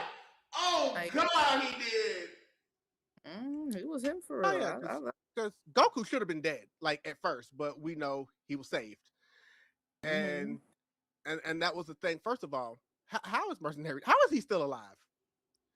I don't know. I mean, I saw it with my own eyes that he came back with different parts, but I also saw when he got blew up and there was nothing left. Hey man, Yeah. we said that with Frieza, he came back. So hey, That's what I'm like. How? Bro. Hey, can we say General Tao probably was the originator of like Resurrected coming back? The only difference is he can like do shit. After that, he was terrified of Goku going forward. Like, he wanted no more smoke. It wasn't even close, bro. It wasn't even close. I got a better one. With King Piccolo, how the hell was Goku still alive? Well, I mean, Goku had the fortitude to be able to just impale him. You know what I mean? Goku was definitely struggling a lot of the battle with him, but no. I mean, Goku was just smarter. He did what he had to do, and I'm talking about when he killed Goku, and he went over and put his hand over him to confirm that his heart was not beating anymore. And it's like, oh yeah, I confirmed the kill. He's dead. And then he leaves, and then all of a sudden Goku just starts breathing again. I was like, how? Wait, what are you talking about? I was like, how? When he died the first time, when he was going against King Piccolo, and he killed him. He killed him. He confirmed the kill, left, and then he was just alive again. I don't remember that. I'm tripping. Like I said, there's a lot of stuff that happened in the Dragon Ball, but I was just like, how? Like, I mean, I don't know if I'm not putting that quite up there with Ichigo Don't Die, but the man's heart was not beating, and then it just started beating again. That's my goat. You know what I'm saying? Nothing stop him for real. I mean, he done got a heart attack. He done got turned into a donut. Nothing stopped Goku. He the goat. All his friends have tried to kill him at least once. I know. Cell stopped him. Cell ain't do nothing to him. Cell did. Yeah, he did. What's Cell do? He blew himself up. Goku decided to do that. Wait a minute, hold on. So we gonna act like, wait a minute, hold on. We not gonna act like Cell does not just sit there and just like, yo, I'm gonna blow up this entire goddamn earth. And then he's like, okay, cool. And I'm gonna take you to King Kai. And he just blew up that bitch. Yeah, Cell didn't do that. He decided. Goku decided. You can't say Cell got a W off of something a person decided to do. You know what I mean? That's like saying, you know what I mean? And then comes back and was like, hey, I done killed your daddy, bitch. What's up? But I think what he's saying is because had Goku not transported Cell, everybody would have been dead, including Goku still, but everyone else. So transporting him away saved everybody else. So Goku was dead regardless. Although in the time that he was telling King Kai, hey, this is the only place I knew to bring this guy, you could have came right back. I don't know why you didn't. But at that point, I think Goku was just ready to go and say, look, this is y'all world now. I've been doing this long enough. I done already said I can't beat this guy. So the cell came back, was like, hey, yo, bro, they ain't do shit. I came back stronger than ever. Took your daddy's power. He was back in perfect form. Like literally. like Gohan beat him so bad that he spit out Android 18 and it came back as a perfect form. Like, it was like, what the fuck? Like, nah, nigga, nigga, hacks. Cause that one got me. That was bro, no. Out of all of the hacks, I know Margin Boo had hacks. Like, don't get me wrong, that nigga had hacks. Cell had hacks, bro. Hacks. It wasn't even fair the type of hacks Cell had. You mean to tell me an android? Yes, he's still technically an android. Has DNA of every single molecule of who Goku has fight in his past life, including him? Nah, bro. And not even that better. He made Piccolo generation look weak. Mm-hmm. Weak as fuck. Piccolo he did something. Piccolo never regenerated his head. Nah, he thought he did. Nah, remember Vegeta like blasting him and he thought he was doing something. He popped up, was like, nah, bro. There's nothing. It's like, man, the man went to a small literal cell and regenerated from that, bro. Nah. Nah, bro. They said if you didn't disintegrate every single molecule, he would come back. Nah, bro. That's hacks, bro. That nigga got hacks. No, Cell did his thing. I think Cell is one of my favorites. I love, his makeup and who Android 20 or Dr. Juro made him out to be. I think he definitely made an impact on the Dragon Ball series enough where we get a Cell Max in the superhero movie. So it's like, we've seen Cell several times. So he's one of my favorite Dragon Ball Z villains, to be honest. Who is Vito? Who is Vito? The big. Oh, he's my favorite. He's literally my fave. Oh, Cell. Okay, cool. Okay, okay. All right. I respect it. All right. They're on that. Yeah. He actually did put belt to ass to a lot of people, made Vegeta look mad crazy. Even though Vegeta had a chance to get his dub, but still made him look crazy. Made him look extra. Child support. Oh, absolutely. That was crazy. That man, look, he did not care about his family. So, not at that time. He was not there yet. No. I said, let me get there. I said, you didn't let me get there. You didn't let me land. I said, Vegeta was the type of person he did not care his family so bad that he was willing to kill the people in the Majin form to run the fade with Goku again. Like, that's how much he did not care about his family at all. Like bro came back, was like, okay, again. Like, yeah, I get it. He had that one moment with Trunks, what Cell did to him, he was like, all right, cool, let me jump in because I ain't gonna take that from him. But still, over time, I do remember the beginning when Homeboy, that doesn't erase what he did earlier. That's what I'm saying. I still remember the time that when the ship came around and then I guess Cell was about to do some shit and Vegeta was like, what? I know it was like Frieza ship or some shit, and he was like, yo, are you gonna save her with the baby? He was like, that was not my concern, bitch. Fuck out of my face. Like Vegeta was different, bro. That nigga. And they said Goku was the deadbeat. Nah, bro. Nah.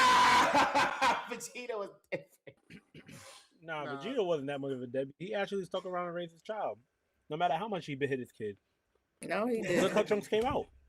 I mean, Vegeta was just as away from his children as Goku was. He also did but Goku wasn't the only one always going to Beerus and Whis and training. Vegeta was right there next to him. Absolutely.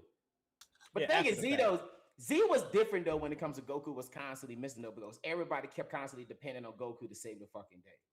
Literally. That was the whole point of why Goku was one to retire and then Gohan becomes a new face at the time. And I don't think Goku knew when he made the decision to sacrifice himself that Chi-Chi was pregnant. Right. I mean, he was trying to save the world, so he was literally trying to save the planet. So. No, say you mind, Jasirii. All I'm saying is if you put the seed in there and you kept on going on, I mean, eventually what did you think was going to happen after you dipped out? I mean, avoiding child support is one thing. They were talking about Jamaicans all the time. I'm just here like, damn, Goku.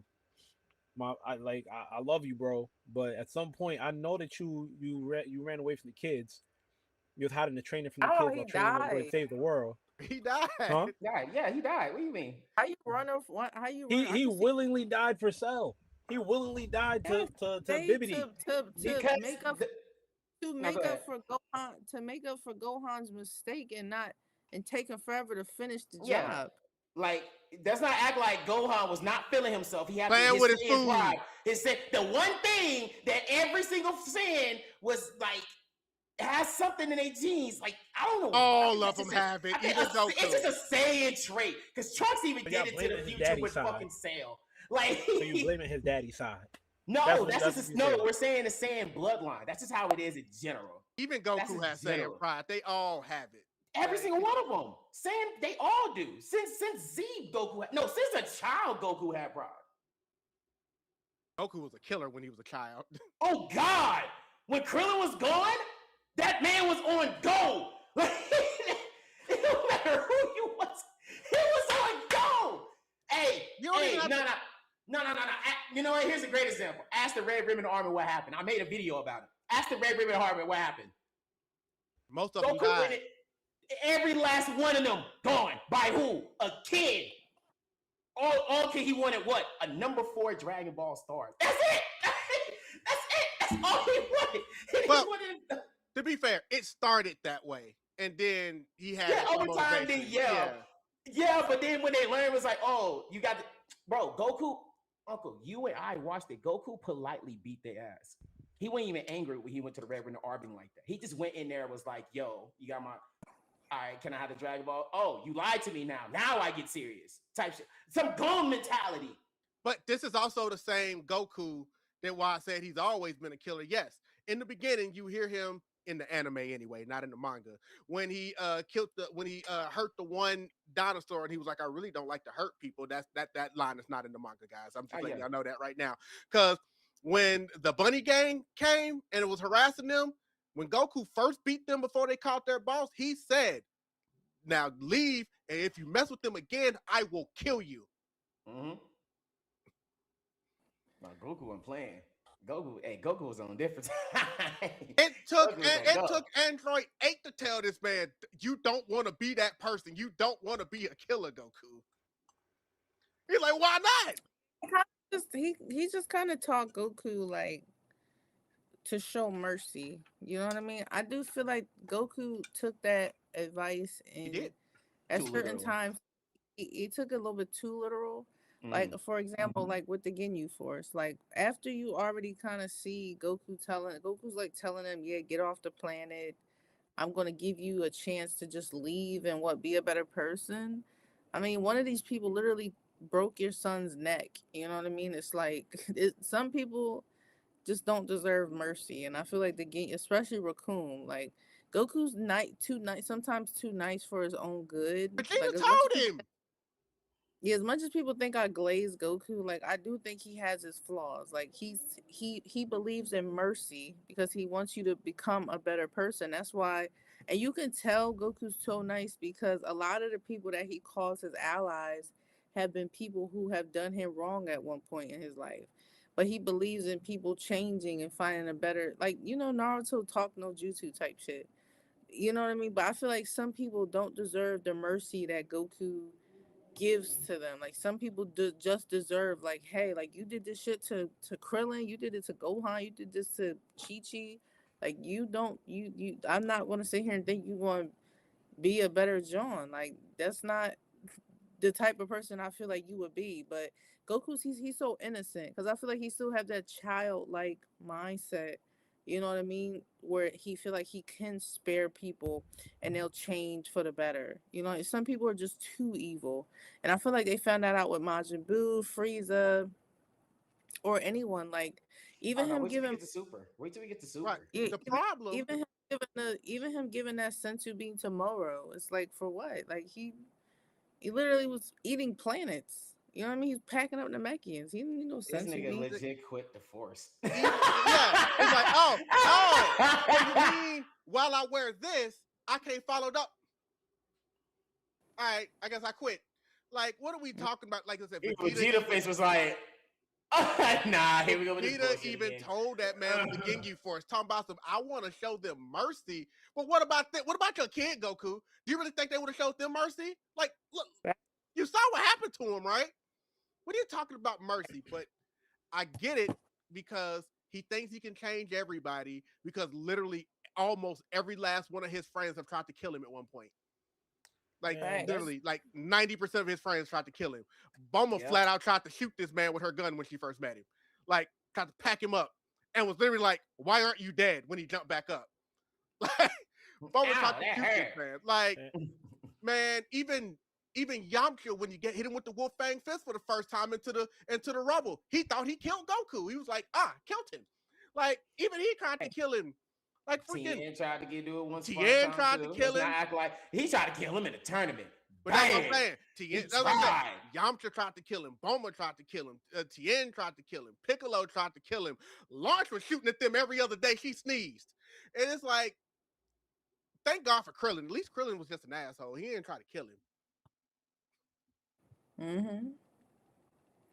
I mean, Yamcha and Goku fought one time, and he won. Yamcha won, actually. Well, he hit him with the Wolf Fang Fist, and he thought he killed him. And Goku had made it clear that which is something they just completely forgot, but then Toriyama's really good about forgetting things that he implemented. Back when Goku used to get weak when he got hungry. And Goku was fighting Yamcha on an empty stomach. But when he jumped up from the rubble after that Wolf Fang Fist, he started giving it to Yamcha. And then he beat up Yamcha, and then Yamcha's like, oh, okay, I got you. You got me. Round 3. But then he noticed Bulma over there and then was like, all right, I'm out. I didn't know y'all had a girl with you. All right, nah, I'm gone. But at that point, he had already realized, a full stomach Goku, I can't beat him. That's why at that point, from that point forward, he kept talking about, I'm going to have to sneak this guy. Then he found out about his tail. It's like, okay, now I know what I'm going to have to do. But then they all started getting along, so it didn't matter. Yeah. And now Goku wouldn't even ask him to be in the Tournament of Power. Yeah, well, Yamcha kind of weak, so I could see why. He ain't kind of weak. He is, but this is unfortunate. This is unfortunate. I mean, they're making rugs of his pose. I'm not making it up. I see that all over TikTok, all over Instagram as an ad. There's like, you want a Yamcha Cyberman blow up rug? I'm like, you know what? To be honest with you, I might actually buy that. I might actually buy that just to lay like that on the ground. It looks comfortable. Because like even in freaking OG Dragon Ball, it's like, bro, you could never even get that far in the tournament. Like, but when you first introduced him, you thought, okay, y'all just gonna do something. The first one doesn't count because I mean he literally went up against Master Roshi like right off the bat. But even after that, Jackie Chan. But I mean, we know that's Master Roshi. That shit was funny. When they said Jackie Chan, I said, I know they did not just do that to Jackie Chan. Hey, shout out to the legend. Nah, definitely shout out to the legend. And I will say this because it is a question that I think we've asked on here before. And when it comes, and I know you're a big Goku stan, but I need you to be completely, and it might still be your answer, but I need you to be completely biased with this one, Blvck Bulmaa. Who would you say is more important to the whole Dragon Ball story, Goku or Bulma? Goku. Said that with a whole chest too. I would never. Everybody. But your name is Blvck Bulmaa. You know, my name ain't about to be Black Goku. It could be. Hey. I mean, there is a Goku Black, so I guess I get it. Goku is the start of everything. He's the reason we meet Bulma, we meet Vegeta, we meet Gohan, we meet all these characters that people love so much. These arcs, certain arcs have started because of Goku, because of Goku's effect on people, because the way he's changed people, the way he just can change a person's entire mindset and goals. You know what I mean? Like Goku has such an impact on characters that you feel like would never change, and they still do, and they get inspiration from him. You know what I mean? So even though I get Bulma has definitely been very significant to the series, I will not deny that. Goku is the start of the reasons why Dragon Ball is what it is, to be honest. I get that, and Goku is always going to be important to the franchise, but the reason I said story is because, and I'm not even necessarily saying you're wrong, but I will be the devil's advocate. We know if it wasn't for Bulma, they wouldn't even know what Dragon Balls are, because at one point it was Bulma and maybe like a small handful of people that even knew these things existed. Without Bulma, there literally is no search for the Dragon Balls in a show called Dragon Ball. She's the one that had the Dragon Radar. She's the one with all of the tech at the house. Without her and her family stuff, they can't even get to Namek. You know, she's the one that's basically bridging the relationship between Beerus and Whis and them. I mean, that Whis moment. She did her thing, but She We did ain't her act like thing, she but ain't did nothing it. happens Well, I without mean, nothing. obviously, mostly Weeks. We know when it comes to beer. What have you done to my father? You Hey, know, Beer's bitch smacked the fuck out of Bowman. Like, set Vegeta all the way off. but I'm sorry, what were you saying, Bowman? Nothing happens without Goku. That's pretty much it. Goku is him. He's the one everyone looks forward to. He's the one who saves the day. He's the one who motivates people to be stronger and be better than who they used to be and who they are. He changes people from being good, evil to good. Goku is the entire story. Like that's why I always tell people the story of Dragon Ball is a story of Goku. You can't have Dragon Ball without Goku. I would if they told me tomorrow that the next arc of Dragon Ball we're changing the MC, I wouldn't watch it. I would only cover it because I'm a Dragon Ball content creator, but I think it'd be one of the worst arcs they've ever made. I will not watch an arc where Goku's not involved in it. I was gonna say at one point, even Toriyama thought that Goku wasn't so important to the story that they were gonna get rid of him altogether. And you see he changed his mind, right? Well, a lot of that also had to do to his fans. Like they were No, not that trying is to see the Gohan that is a himself. that is a rumor. That is not true. That whole rumor that people spread that Toriyama changed his mind because of the fans, that is a complete rumor that's never been confirmed. I've searched, I've hunted for interviews, I've searched for proof. Toriyama being influenced by his fans to make Goku back being the MC opposed to Gohan, it was his own decision to do that because he knew Gohan would fall short of being the MC of Dragon Ball, so he switched it back to Goku. Toriyama has been notorious to listen to his fans, though. That's why he's done a lot of Q&As. He used to do them in his mangas all the time. He's also notorious, like we said, for forgetting a whole lot of stuff throughout the series. There's been so many times where he's just like, oh yeah, I forgot I ever said that. I forgot I ever did that. But when you write so much content, sometimes that can happen, which is why we said once upon a time, Goku used to get weak when he was hungry. And yeah, that just kind of got dropped. It was like, well, that's not a thing anymore. You know, Launch being a character. Okay, that's not a thing anymore. Showing up in the Cell Saga.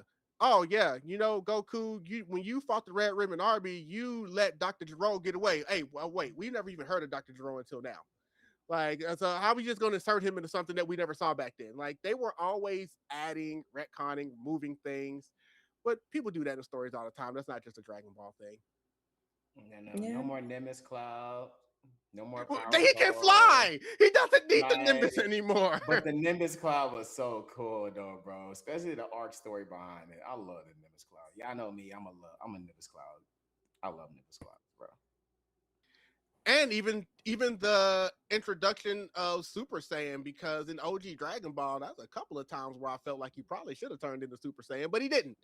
And because it was not a thing that they even thought of that they wanted to do in the story at that time. And then we brought up the legendary Super Saiyan, obviously, when that arc came around, and then it was a big deal when Goku became Super Saiyan. Then everybody just started becoming Super Saiyan. Yeah, that became a piece of candy. It just came a piece of candy. It came a plaything.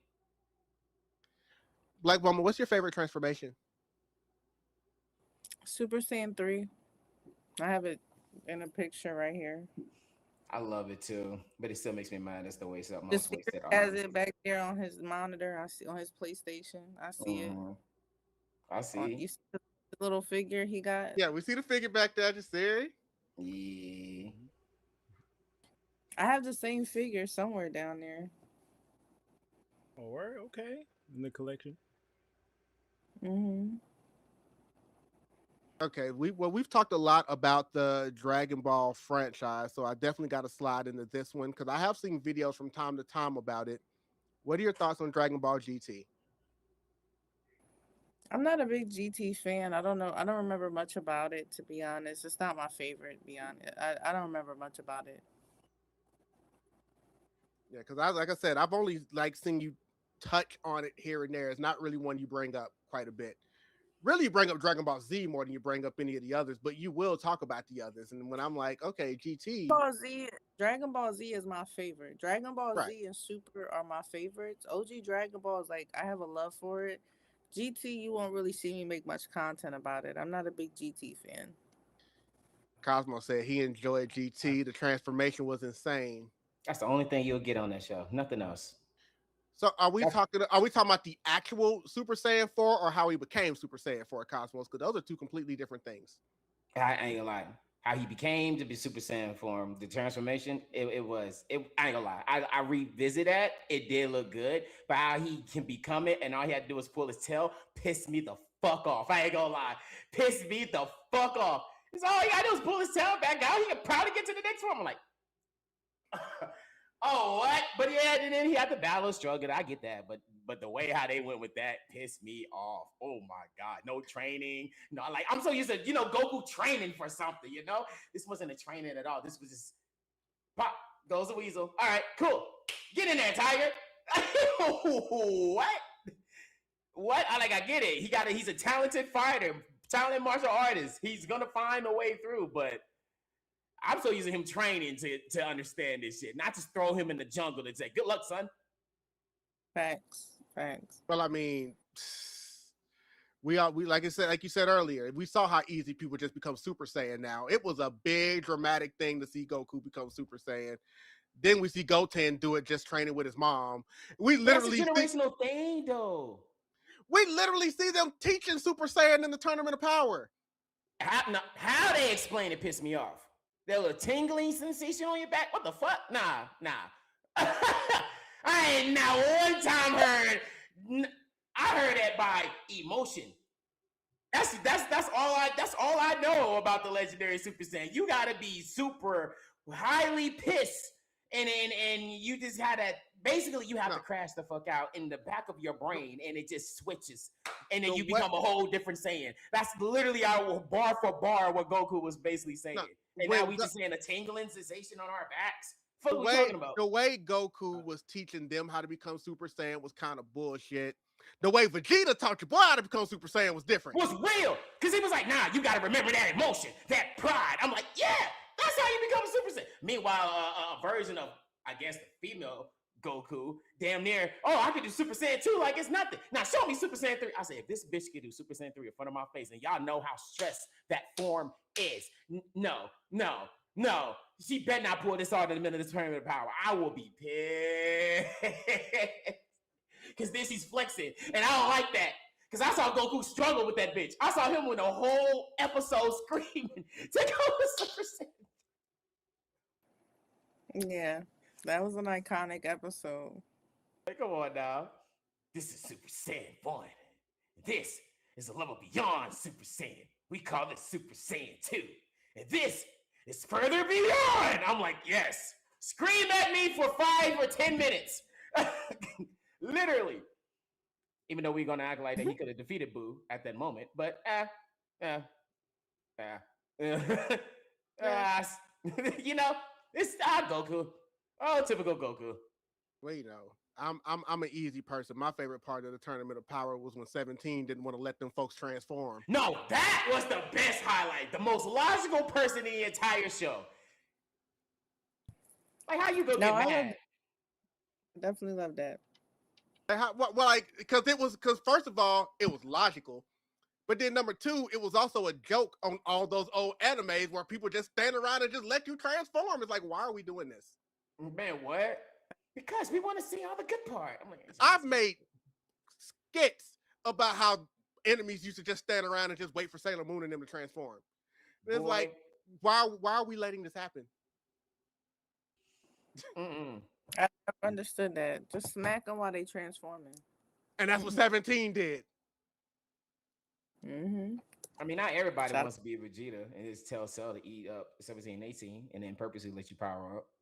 Vegeta's different. He's stupid. He walks up to Android 18, was like, bro, I beat you up because I'm a Super Saiyan. Try me, bitch. He got his arm literally broken. Hey,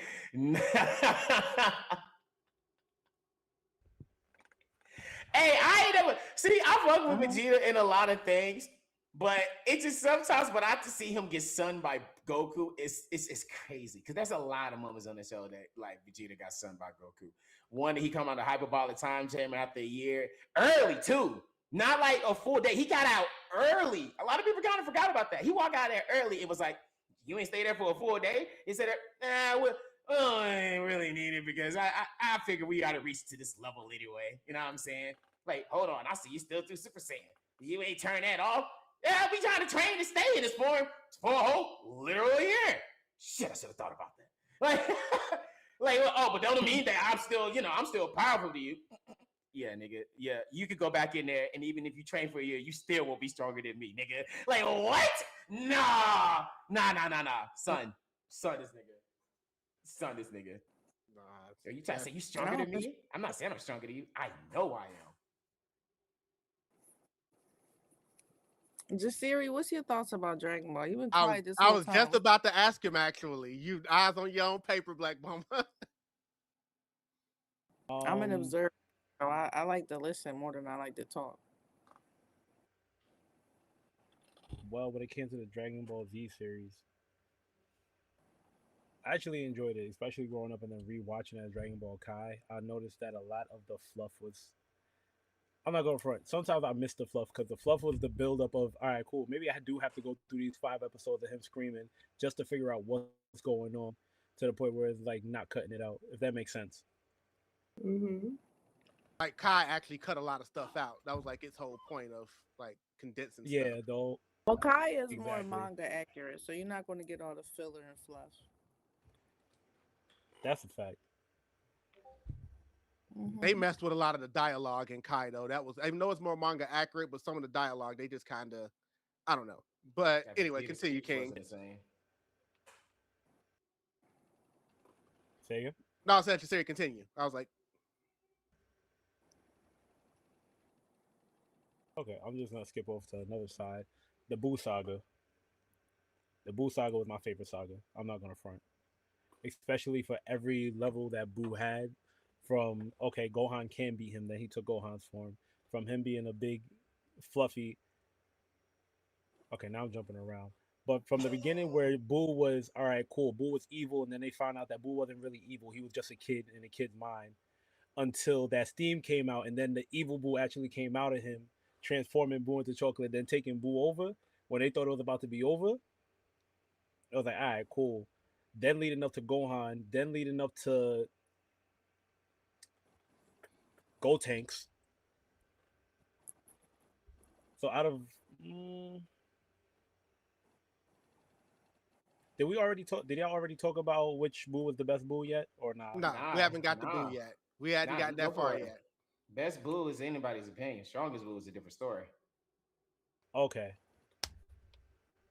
Shoot, Kid Buu was my favorite. I'm not gonna lie to you. Absolutely. It was just straight young NBA young boy energy, Lil Wayne 09 energy, Black Air Force energy. I don't care about nothing, and I'm blowing up the planet along with it energy. Yeah, that's me. Black Bulmaa, what about you? My favorite Buu, I like Super Buu. Super Buu is my favorite, or Buuhan. I think Super Buu did kind of like the most impactful stuff, like when he showed up on Kami's place. Oh yeah, my favorite. Yeah. The dumbest that I still say to this day, Piccolo killed everybody. I still say it to this day. It was Piccolo's fault.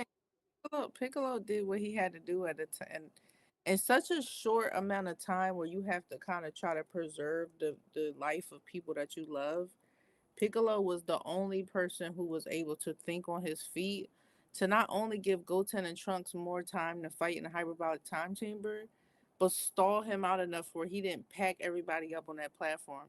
Nobody stepped up to do that more than Piccolo. Piccolo was the MVP of the Buu saga when it came to Super Buu coming to Kami on the platform. Like if anybody have any hate for Piccolo, that's crazy, because to be able to convince Buu to not only wait for Goten and Trunks, but walk him all around the tower, all throughout the building to stall him out, just so Goten and Trunks can have, like, I don't know how many more minutes he gave them, like an hour or some change. That nigga gave him an hour and stayed for damn near 30 minutes. That nigga was dumb impatient. But you know what?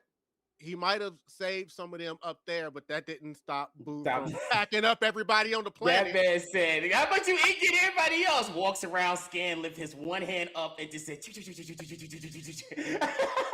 everybody gone. Like he thought it was going to give them more time. Nah. I mean, technically speaking, it did give them more time, just less options. Yeah. That was a game of. I guess you want to have your nice 10 seconds extras. Go for it.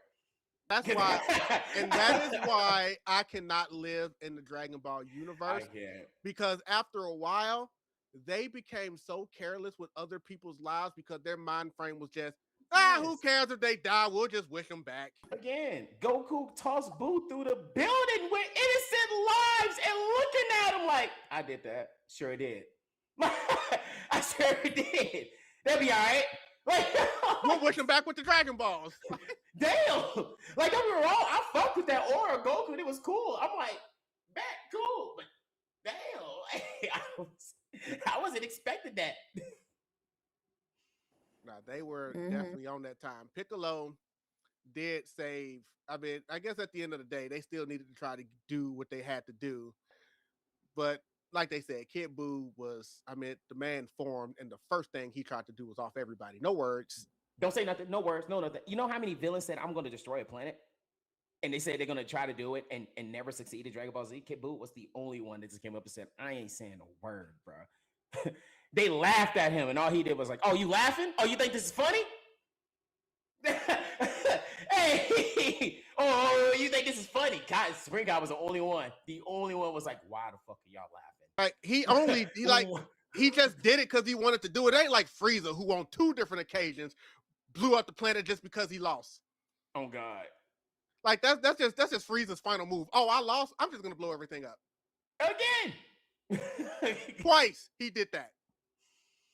First So I'm time assuming said Kid 5 Buu was minutes. both of y'all favorites. I said Kid Buu as in like form, or absolutely it would be Kid Buu. Absolutely. I've been to talk about how much I love what Kid Buu done. Yeah, he's Kid Buu. So that's your Black favorite Mama. form overall. Yeah, absolutely. Kid Buu is the only one I know who went to heaven and boxed people while they're dead. Stop playing with him. Stop playing with him. You're dead. I killed you, and we're going to heaven, and I'm still gonna box you? Nah, bro. Nah. Nah.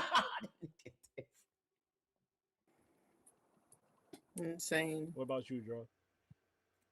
It's nothing I've never really thought about. Obviously, I believe Kid Buu is the strongest, but does that mean he's my personal favorite? And we just talking about like Buu Saga, right? Not like in general. Yeah. Buu Okay, Saga. just Buu Saga. I don't know, because I know I like them all, and so I don't want to be a cop out here. I will probably lean towards Kid Buu as well, though. Like none of this wouldn't have happened if a freaking dog didn't get shot. But whatever. It's like Kid Buu, he was a menace, and it took everything they had and a wish on a Dragon Ball to beat him. The man literally beat up himself and said, did I see you be good? Were you being nice? Mm-hmm. Did you show sympathy to a dog? Nah, that's what I said. A dog got we don't do that shot over here.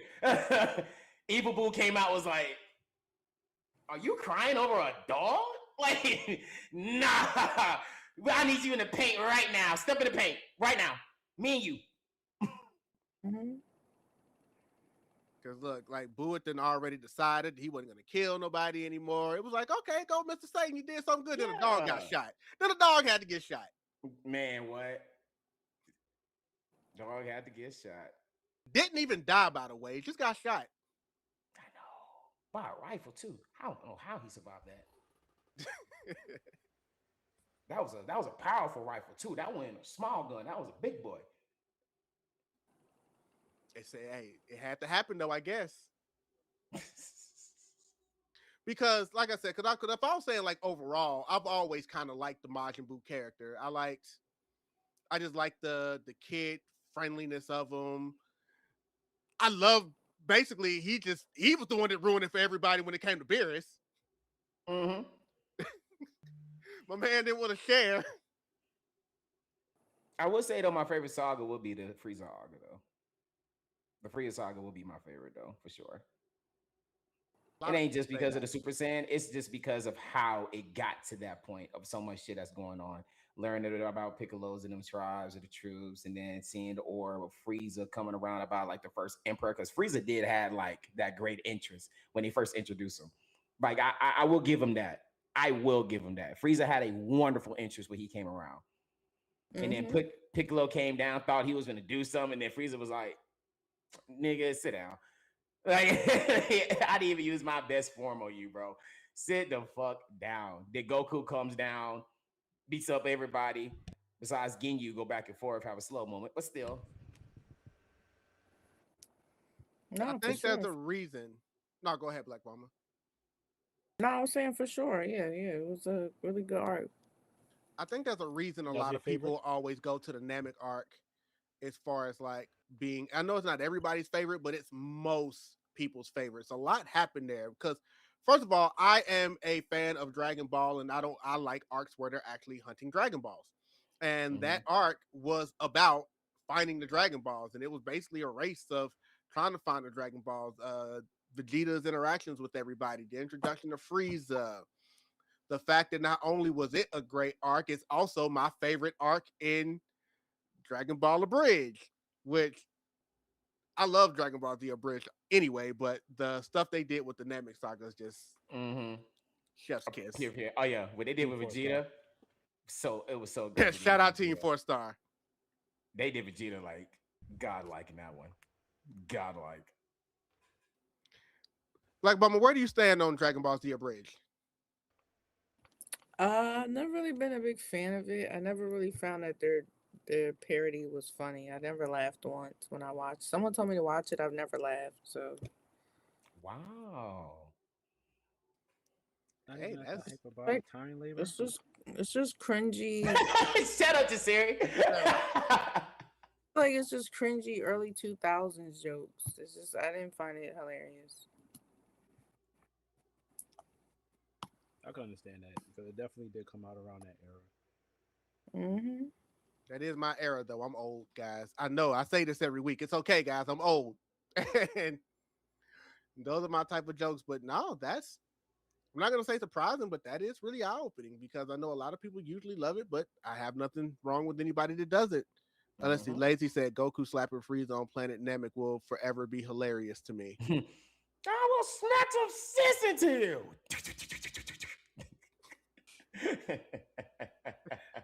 Nah, that one was funny. I ain't gonna lie.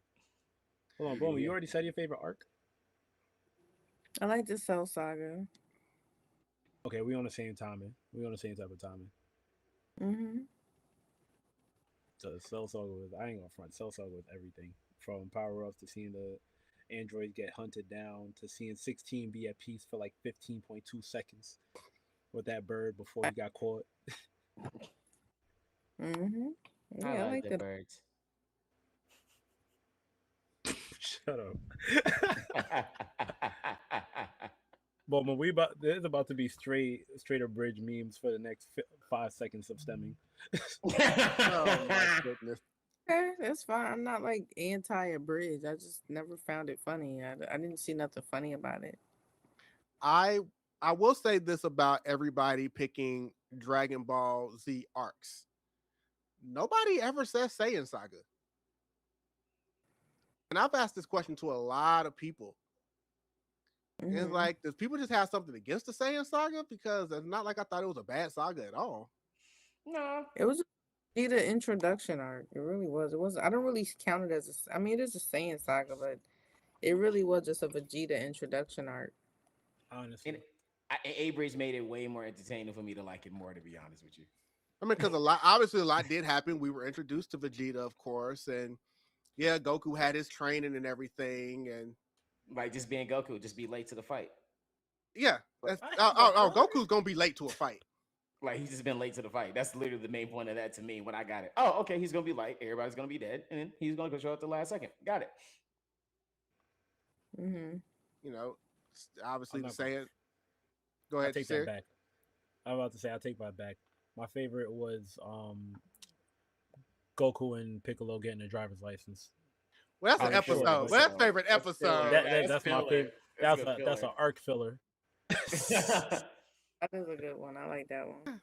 Piccolo doesn't have his license. Leave me out of this. My man, both of them got license. That's a good loop of a song. And look, when Piccolo crashes out, it's like when Piccolo realized the moon was back up in the sky. He's like, oh no. Like, Immediately. Who Nah. put that there? Who put that? Immediately. I'm not dealing with this shit. That's all I heard is I'm not dealing with this shit. Lazy. A lot of people always tell me Saiyan Saga is their least favorite.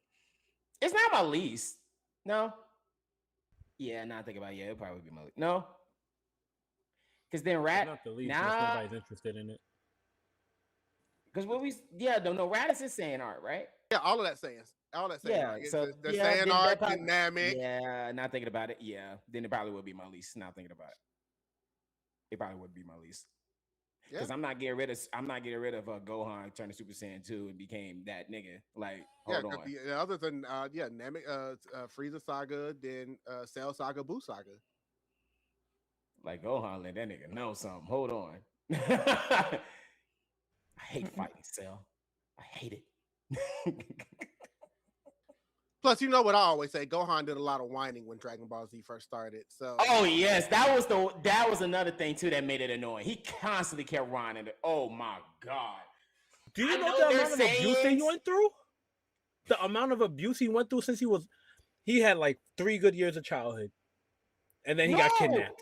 We're not saying that's not a bad thing. I'm talking about the constant of hearing screaming over and over and like literally from the moment it starts, he's outside and he's crying, and his dad has to come get him. He was a crybaby when he was little. Like even before, like we're not saying like him. He was born a human. He wasn't born on the same planet where everybody was fighting out the wound. But was fighting out the wound as a baby. They was in a pod. I'll be right back, y'all. I'm picking some food up real quick. No, go handle it. Go get your DoorDash. All right, I'll be back. Go handle your wings. No, but all I'm saying is like even before he got kidnapped, he was crying every week because he grew up with 2 set of parents who raised him, and they were happy, and he wasn't used to roughing it out in the woods. Goku grew up in the woods. He was found outside by his grandpa Gohan and was roughing it, and it was just the 2 of them. He had never. That's Kakarot. To the point where, which is another retcon. Which is another retcon because that had never gotten mentioned before until Dragon Ball Z. They just decided to add that to his backstory. Another thing, and Toriyama actually said this in a question and answer where he's like, "Yeah, I just kind of forgot I said that." It's the fact that when you first meet Goku, when he first meets Bulmaa, he literally tells him, "You're the first human I ever met, first human I ever saw." And it's like, but she's not the first human you ever saw. Your grandpa Gohan was. Yeah, like what are you talking about? Gohan, wait, what are you talking about? What are you doing? And they asked him about that in a Q&A. It was like, why did you have him say that Bulma was the first human he ever saw, and there was his grandpa Gohan? And Toriyama just kind of answers like, good catch. Yeah, I didn't make that mistake, didn't I? Or how when Dragon Ball first starts, Goku is 14, but then they changed it and said, no, he's actually 12. God, that's a small 14. No, like in the manga, when he first, because in the anime, he doesn't even say how old he is until they get to the World Martial Arts Tournament, where they ask him how old he is, and he says he's 12. But in the manga, when he walks in on Bulma when she's in there taking a bath, and he's like, "Do you need any help bathing?" Because if she was upset, but she was also like, "Okay," but he's also a little kid. But then he goes, "I'm 14," and she's like, "14? Get the hell up out my bathroom." Ozzy, what up? Yeah, Black Mama was just talking of goats. Black Mama was talking about her, special limited edition card at your booth. You know what I'm saying?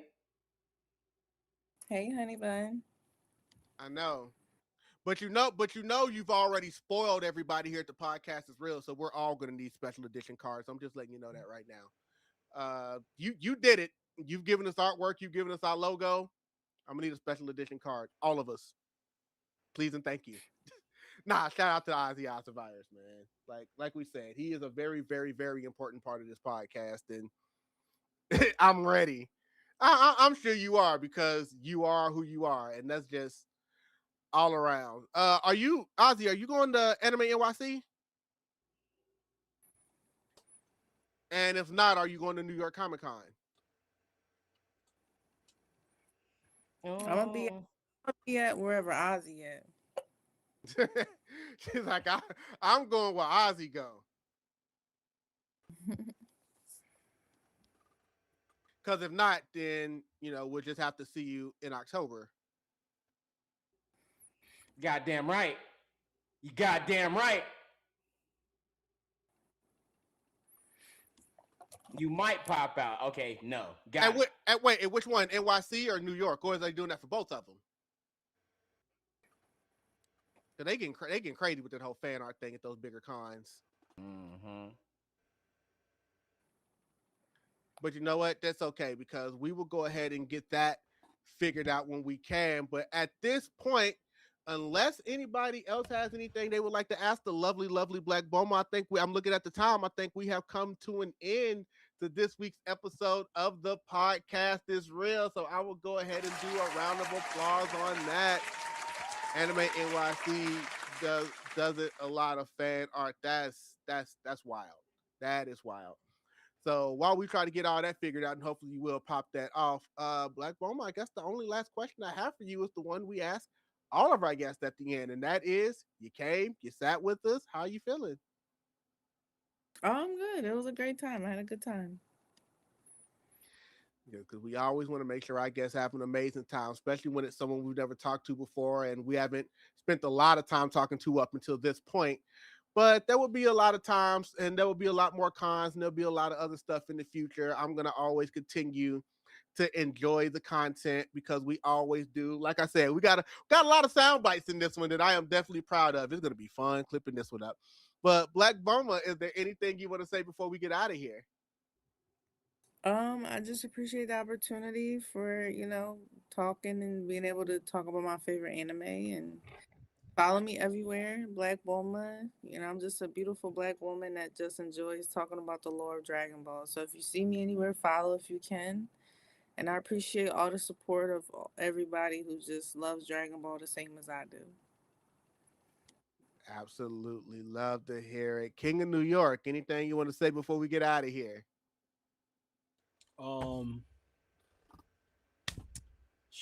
Shout out to everybody in the chat for popping out. I ain't gonna lie to you. Next weekend is San Diego Comic Con. You gonna see me out there. You gonna see King Drell out there. If you see us pull up, I ain't gonna front on the rest of all of that. We outside. You heard? That's it. Yes, sir. And now with that being said, that makes it about that time. So, nephew, the floor is yours. Well, just let y'all know they're gonna be outside, but I ain't going outside. I'm staying inside. They got that shit. I don't like society. I don't like people. I like my humble abode. I'm gonna stay here. I'm gonna create my music video. But hey, y'all gonna see, if y'all see me pull up in your town though, if I be in New York, you might see me in New York. You see me in Texas, you might see me in Texas. You might see me in Florida. You might see me in Florida. I got a lot of things to pull up, but I know why he asked me this because it's my moment. Yeah, out of the way, it's my moment. Yeah, it's my turn. I'm back. My segment. Pull it up. Thank you. Yes, it is my moment. Yes. Let me be professional for 5 seconds. Psych. But anyways, this is one of the things that people like to always ask me. Hey, do you have any shows that you like to watch or do you like to recommend or anything that's been going on recently in the comment? I'm going to be honest with you guys. Your boy haven't been watching no animes or anything newer recently because what I've been doing, because this is going to be more of like just, talking to y'all for a little second. On my end, I know I always been that person that always spreads animes or know anything that's coming out of new. But for me, just recently, I haven't really just been on that time of like thinking of anime. I've just been so focused on my art and craft. I've just been so focused on things that kind of like push me up into another level. So this is what I'm gonna leave with you guys because I've been seeing a lot of things because ever since people thinking I'm a tell-all, since I've been calling shit out that I've been seeing on the dirty side of DreamCon. But that's not the case here. I'm just calling out the people that's making the community absolutely weird and out of spec. Because I promise you, I've been to DreamCon 3 times, and I promise you, I have never seen the like I've seen those type of weird shit, but never seen the type of weird shit that they have like at this particular moment. But I promise you, I've seen a lot more positive that I've ever seen when it came with the negative. So I promise you, I am not on that time when it comes to them, because obviously I did say if I do get accepted to DreamCon, I will be there next year. I ain't gonna lie. If I do, I'll be there. But overall, do I originally have like, I mean, if I say like a show recommendation, I just tell y'all to go watch Dragon Strike. Dragon Strike is on Disney Plus. It's a new animation soccer, that's came out and released. It's not like Blue Lock or anything like that, but it's like mystical people with mystical powers and basically playing soccer. But it's actually pretty interesting. I'm not gonna lie, it's actually pretty good. So if you like that type of animation, go ahead and go watch that. Right? And do I have any quote for you guys? Well, it's not necessarily a quote, but I'm gonna give you a motivation. There is a thing going around where people are considering us weird. People have been considering us weird for a long time, and I just feel like that's just one of the weirdest thing that is, because anime just now, I feel like it's starting, not even starting. I just feel like people just gravitating towards the community a lot more, and I appreciate the people gravitating to that more. But for the people that is out there to make it seem like it's a weird community to hang around with, or that it's something that you do not hang around and really fuck with, this is what I say to you as a motivational quote. It's not what you say, it's how you say. Right? It's not what you say, it's how you say.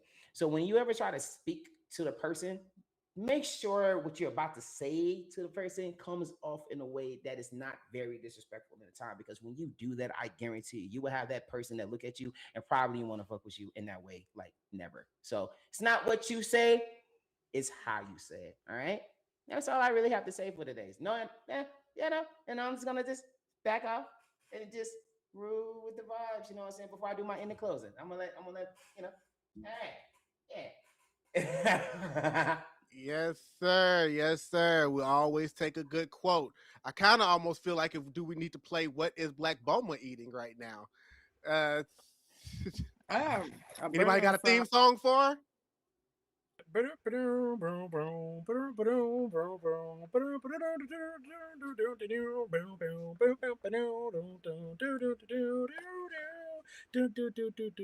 Yeah. So Blvck Bulmaa has finally got her food. She's been waiting on this for hours, but now it's in front of her. So Blvck Bulmaa, please tell us, what are you eating? I am eating a very great burger and fries from Smash Burger. You heard it here first. We got a smash burger with plenty of fries that are very filling. That's right. We got the beef and the fries, but it ain't Arby's. And that is What is Blvck Bulmaa Eating?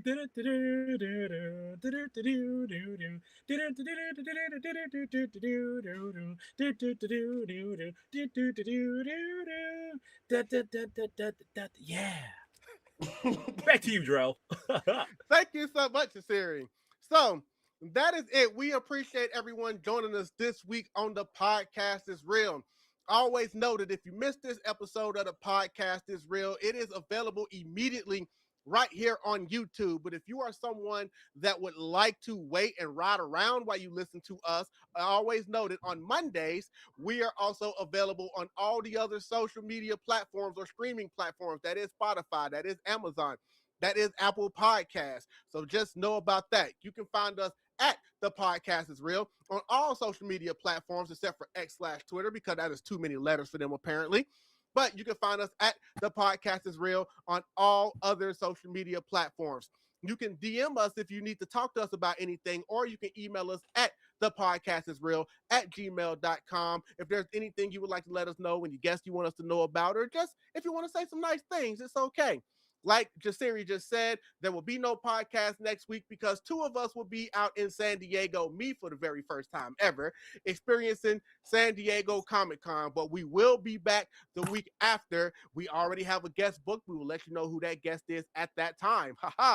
So, for the King of New York, my Jamaican brother himself, Jasirii, for the singing sensation, the man that is always getting it down on the video games, Mr. Soundless Well himself, who's going to be on Poppy Playtime again pretty soon, my nephew VoQualz, for the sweet, sweet, lovely, chill, vibe, amazing guest, Blvck Bulmaa, enjoying her smash burger right now. I am King Drell. We will see you guys in 2 weeks. But until then, just remember, the Saiyans might be super, but the podcast is real. And Blvck Bulmaa's the #1 Dragon Ball fan. I said it. You don't have to. We'll see you guys next week.